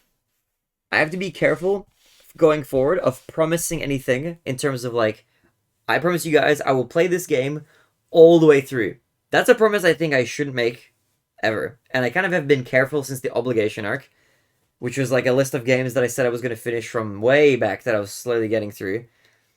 I'm just going to be careful with that kind of promise because I think I don't want to finish games that I just genuinely don't want to play or that I don't enjoy.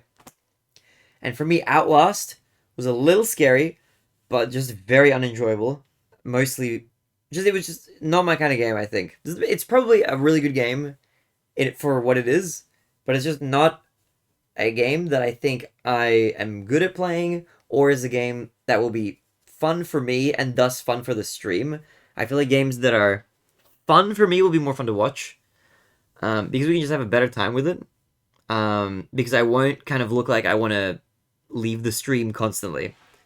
So that's why I'm not going to do that sort of stuff. So, which is why I'm not finishing Outlast. I'm not going to finish Conker's Bad Fur Day. We basically played through most of the game, but I feel like I want to cry every time I play Conker's. So those games are not getting done. There's going to be games like that. For games that I will play, there is Nier Automata. On top of that, for other games, I want to try playing Paper Mario The Thousand Year Door when that comes out in May. That's the plan. There isn't any other specific game coming out that I want to play on stream.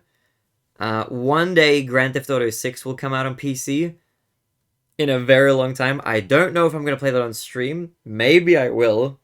I personally I'm in like two minds about it because I love Grand Theft Auto as a franchise, but I don't like watching people play it, really. Like, at all. Specifically, Royal High. What is Royal High? Speedrun Roblox? I'm not going to speedrun Roblox. But I have played Roblox. So I don't know. Paper Mario I'm going to play for sure. As for other speed games, there are a few other games that I have been mildly interested in speedrunning in the past that I might pick up. And there's also games that I'm speedrunning and have speedrun plans with that are unfinished that maybe not that many people will even want to watch, but that I will do just for my own sake. For example, the big case of this is Ace Attorney. I have a lot of speedruns in that game, and I like speedrunning it. And it's not the most interesting thing to watch, being speedrun for sure.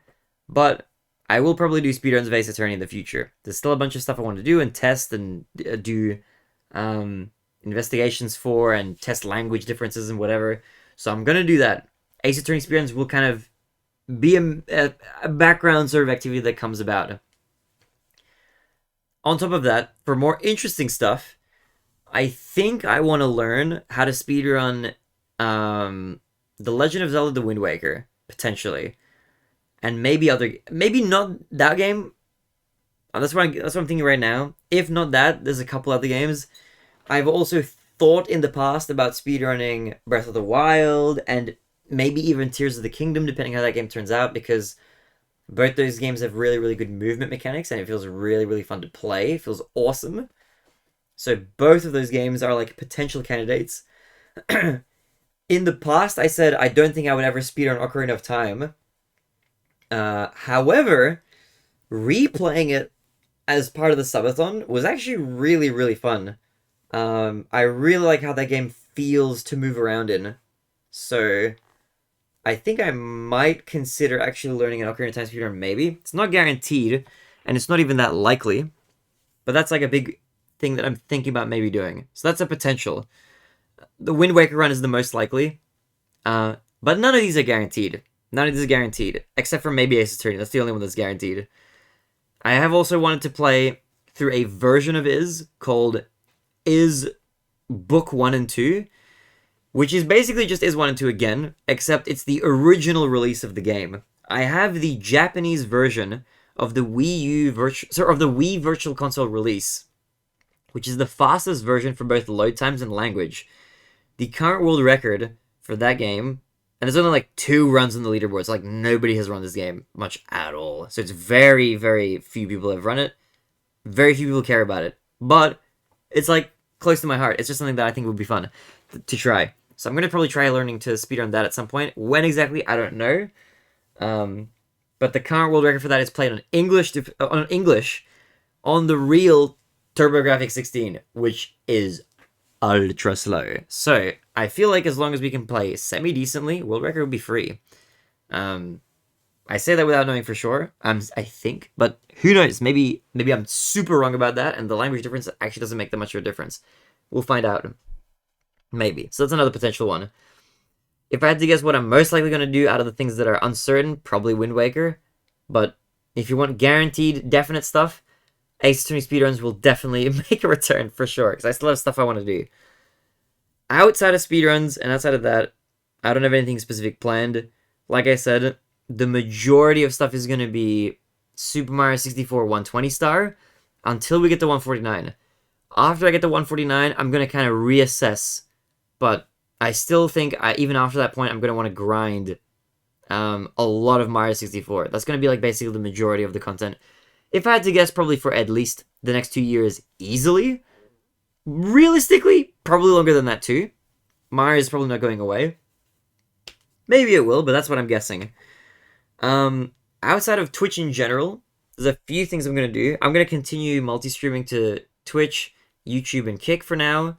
I'm going to keep the multi-stream going. I'm going to do what I can to promote the other smaller platforms as well.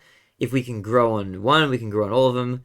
I'm going to be putting work into the... I'm going to be continuing to try out stuff on the TikTok account a little bit here and there, and I'm going to assess whether or not it's worth it to even have the Instagram Reels account. I feel like it might be, but I'm not 100% sure. I don't know what the conversion rate on like short-form content is to long-form content. It's kind of hazy, but I'll keep going with that stuff.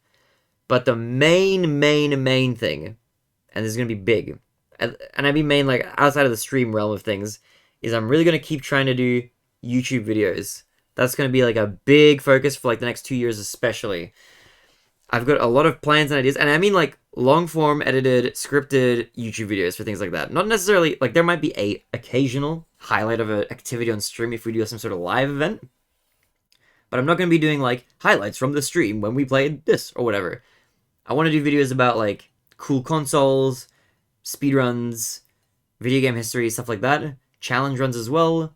So that's what I'm going to keep trying to do. I made a lot of cool videos recently that I was really happy with, and I want to keep making those. If you guys want to check them out, by the way, ! YouTube in any of the chats if you want a link to my YouTube channel, or if you're on the YouTube channel already, go check them out. There's more videos coming. I've got a video that's just going to be edited, which will be a quick sort of stream highlight for the YouTube channel, which will come out after the subathon is done. And then I've got a really big project that I'm working on for YouTube that's a non-video game related project, and it's going to be big. And I'm in the early stages of getting that worked on. So that's the plan there. I don't think I'll keep supporting you, YouTube. I appreciate it. I'm going to be live on all 3 platforms. I'm not going anywhere. I'm not like leaving YouTube or Twitch or anything like that. I'm going to be everywhere. If the subathon is over, I mean, one day it will have to end, for sure. When that will be, I don't know. It's going to be up to you guys. You're crying, Jerry. But that's what it is. The big things that we're gunning for right now as well. For the immediate future, at the moment, here's the plans. Twitch, there isn't a specific goal in mind. Down the line, Twitch partner would be ideal. That would be cool. And I would love to grind for that. But that's not an immediate, realistic goal for the immediate future. On Kick.com, we are not that far away from Kick partnership and the Kick creator incentive program. This subathon has brought a lot of new eyes to the stream on the Kick side of things, but we are short in a few areas. I need to still get I need a few more direct subs through kick.com and a few new chatters there who haven't yet found the stream. So I'm going to be grinding for that. Hopefully we can achieve that there. Twitch partners guy, I honestly think we might get Kick partner before Twitch partner. But we'll see. It's hard to say. That's a guess. But I will grind for it. And then on YouTube, of course, I'm grinding for YouTube partner as well. We already got YouTube partnership stage 1, which is basically like super chats and YouTube memberships and stickers like that. Those are all available. Those all work. The one thing that's left now is ad revenue from YouTube videos. I currently don't get any ad revenue from my YouTube videos.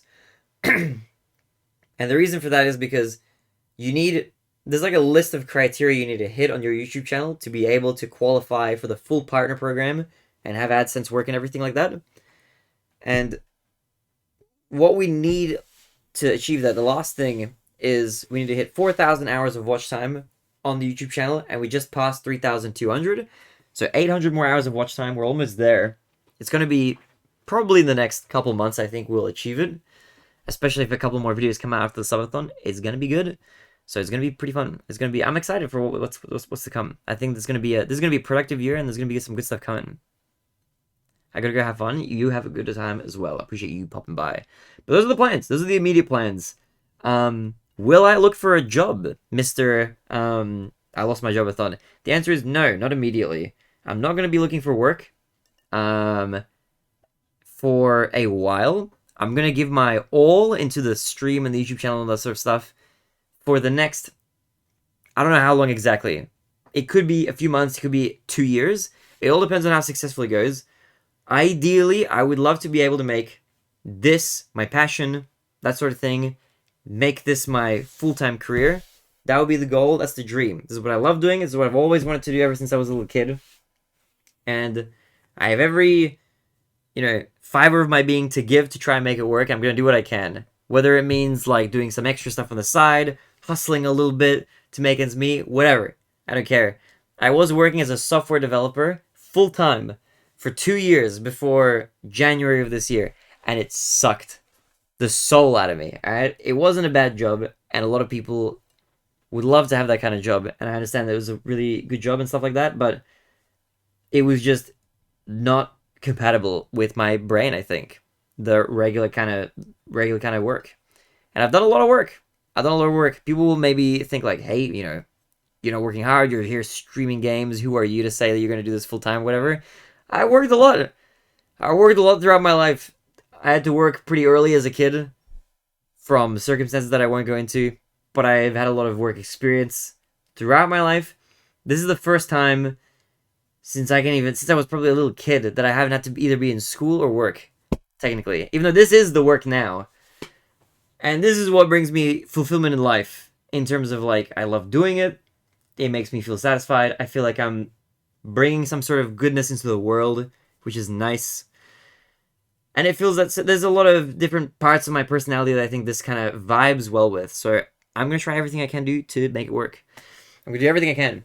If I need to do art commissions on the side, I'll do that. If I need to hustle on the side and get some sort of part-time job, I'll do that. Whatever I need to do to make it work, however long it takes, however little money it will bring, however much I need to struggle, I'll do whatever I can. As long as I can sustain myself, and that's it. That's the main thing. So that's what we're going to do. That's the plan. Those are the plans for the near and slightly more distant future. So that's what we've got coming. And I think that's about it. I think that's everything that I've got to say on that matter. Unless I forget anything. Oh, there's one other minor thing. As soon as the subathon is done, for anybody who's gotten subs for the channel, I will be making new sub emotes. So I've made all of my own sub emotes except for like one of them, which is a commission. But all the sub emotes I drew myself, I will be making more. I think I have 11 sub emote slots available, 10 inanimate slots, and 11 animated slots. So I have to learn how to animate emotes more properly. But I plan to make some like good high quality emotes to fill the slots up. So if any of you guys have fun suggestions for the next 21, sorry, I don't know if I said the right number, 21 emotes. If any of you guys have specific emotes you want to see, let me know. There's a lot of emotes that are going to be coming after the Subathon is done. It's going to be pretty fun. I may or may not slightly retouch some of the existing emotes, but they'll basically remain exactly the same.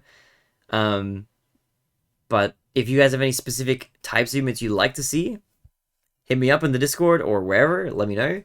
And I will be doing my best to make those become a reality. I had a few ideas, like, or a few people have suggested, like, a cry emote, a thinking emote, things like that. Maybe emotes of other characters, things of that nature. So all those are possibilities. If you guys have any things you want to see, that's all well and good. Just let me know. Also, Dirty, thank you for the hydrate. Alright. I was gonna go to sleep.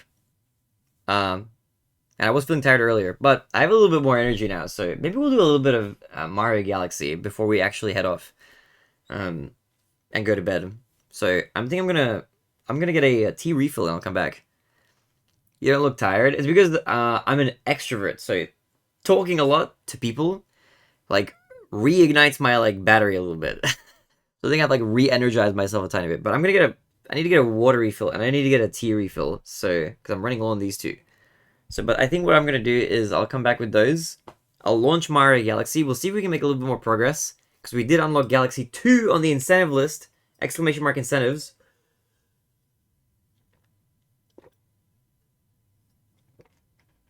If you want to see the incentives. I'm going to refill these two things and I'm going to come back.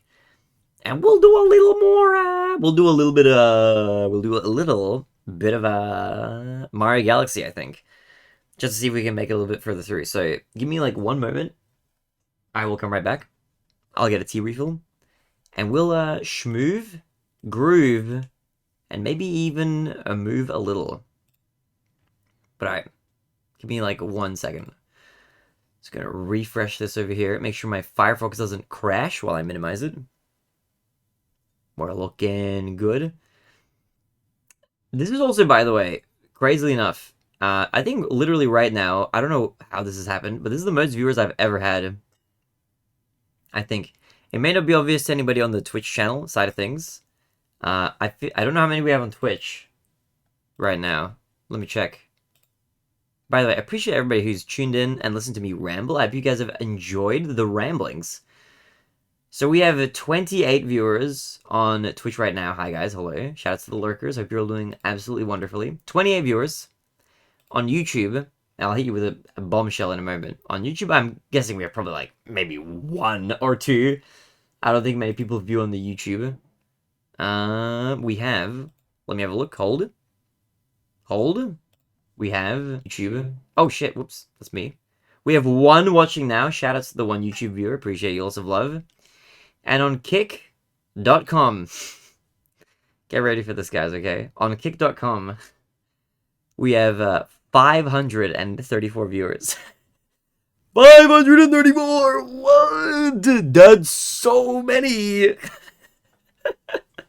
Holy balls. That number has been very high throughout a lot of the subathon, but this is the highest I've ever seen it. Like, this is kind of goddamn nuts. This is why I was saying we're kind of closer to Kick partner than Twitch partner at the moment. At least for, like, the requirements, because goddamn, we're smashing them. Or what the fuck? I believe the stream has been recommended a little bit on Kick front page, here and there. As such, due to the subathon, there's a lot of people watching. There's a lot of lurkers there, so pretty nuts. So this is easily the most I've ever had. I think my highest concurrent viewership on Twitch was like 320 or something. But yeah, pretty wild stuff. Pretty nuts. Pretty crazy. So if anybody's ever wondering, like, hey, what's the benefit of multi-streaming? I don't really see it. Do I feel like I need to stream on another site? You never know what you're missing out on until you start doing it. Also, your electric heart party was good. Get gift bombed 32 hours. We are bombed out of our minds right now. 32 hours. Dude, we were under an hour or something earlier today. But alright.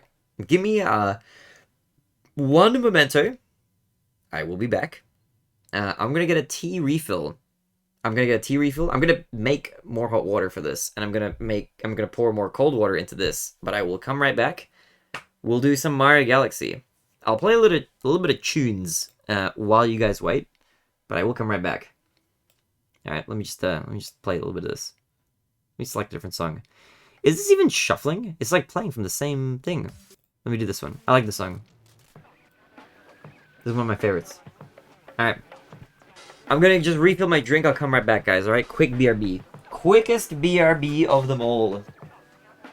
Also, since before I forget to do it, if you're watching right now, if you're on kick.com, or even if you're on one of the other platforms, if any of you come over to kick.com right now, and you subscribe to the Kick channel on your account, so not a gift sub, but if you subscribe on your account, I will match that, and I will gift another sub on Twitch to extend the timer. That's right now one of the easiest ways to double up. So if you haven't done it yet, and that you're considering like getting a good deal for extending the subathon, that's right now one of the best ways. The reason why is we're trying to hit Kick partner, so we gotta do it. We gotta get to the subscriber milestone, but Kick wants, I think, like 20 direct subscribers, and we're halfway there. So we only need 10 more people to do it. That's the gist of it. But alright, I'll come right back, guys. Alright, I'll be right back. Quick BRB. It's gonna refill and I'm gonna come back.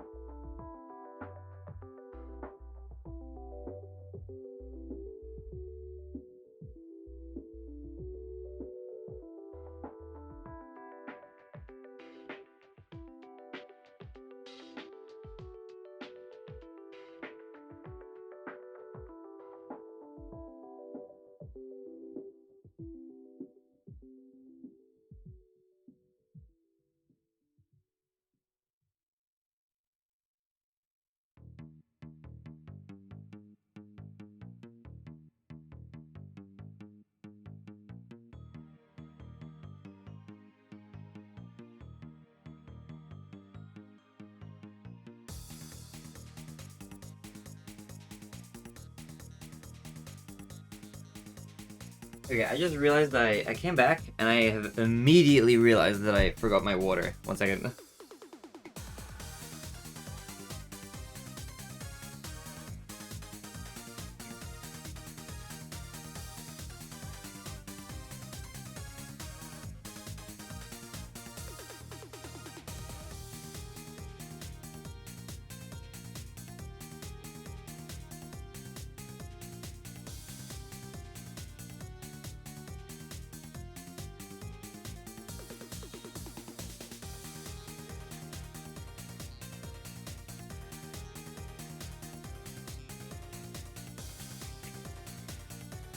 Okay, I'm back, guys. Hello.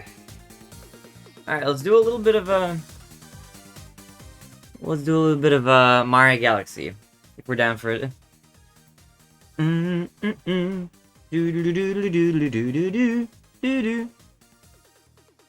me just set up the correct settings.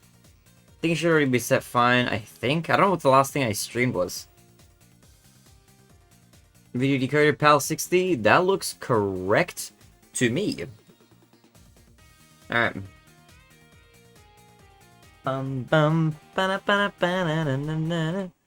pause this. Hide that. Bam. Boom. Bam. Ba-boom. Boom. Bang. Boom. Bang. Bang. Do your thing. Your thing. Your thing. Go. Go. Go. Go. Standard. Mozart sleep post ponies. Not the display. But this. This. Deactivate, activate. Right-click filters. I don't know if both of these color filter things need to be on, but see what this looks like.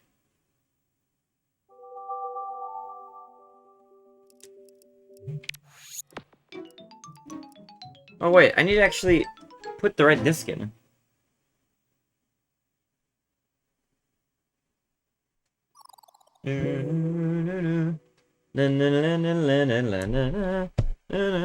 Like, it looks too bright almost.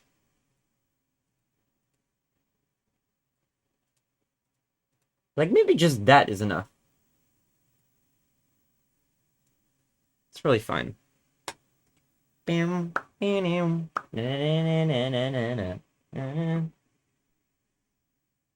Insert the disc. The disc. I'm gonna put my Zelda Collector's Edition disc back.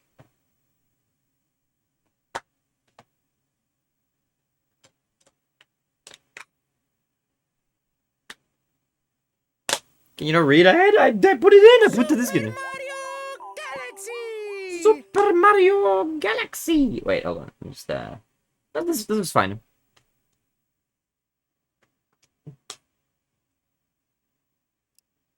Where'd it go?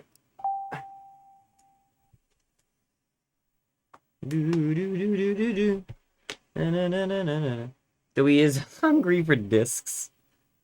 Alright, let me change the current incentive. It is not Tears of the Kingdom, it is Galaxy. Is it? Okay.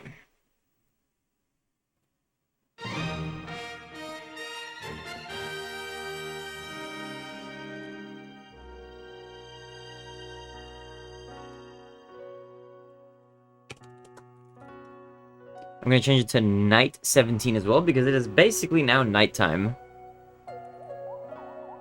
Yo, Anna. Alright. Okay. Let's do this. Alright. It's looking good. It's looking good. Console Vor? What the hell are you talking about? Boom. I've been here, I just get to get some water. Some water. Some water.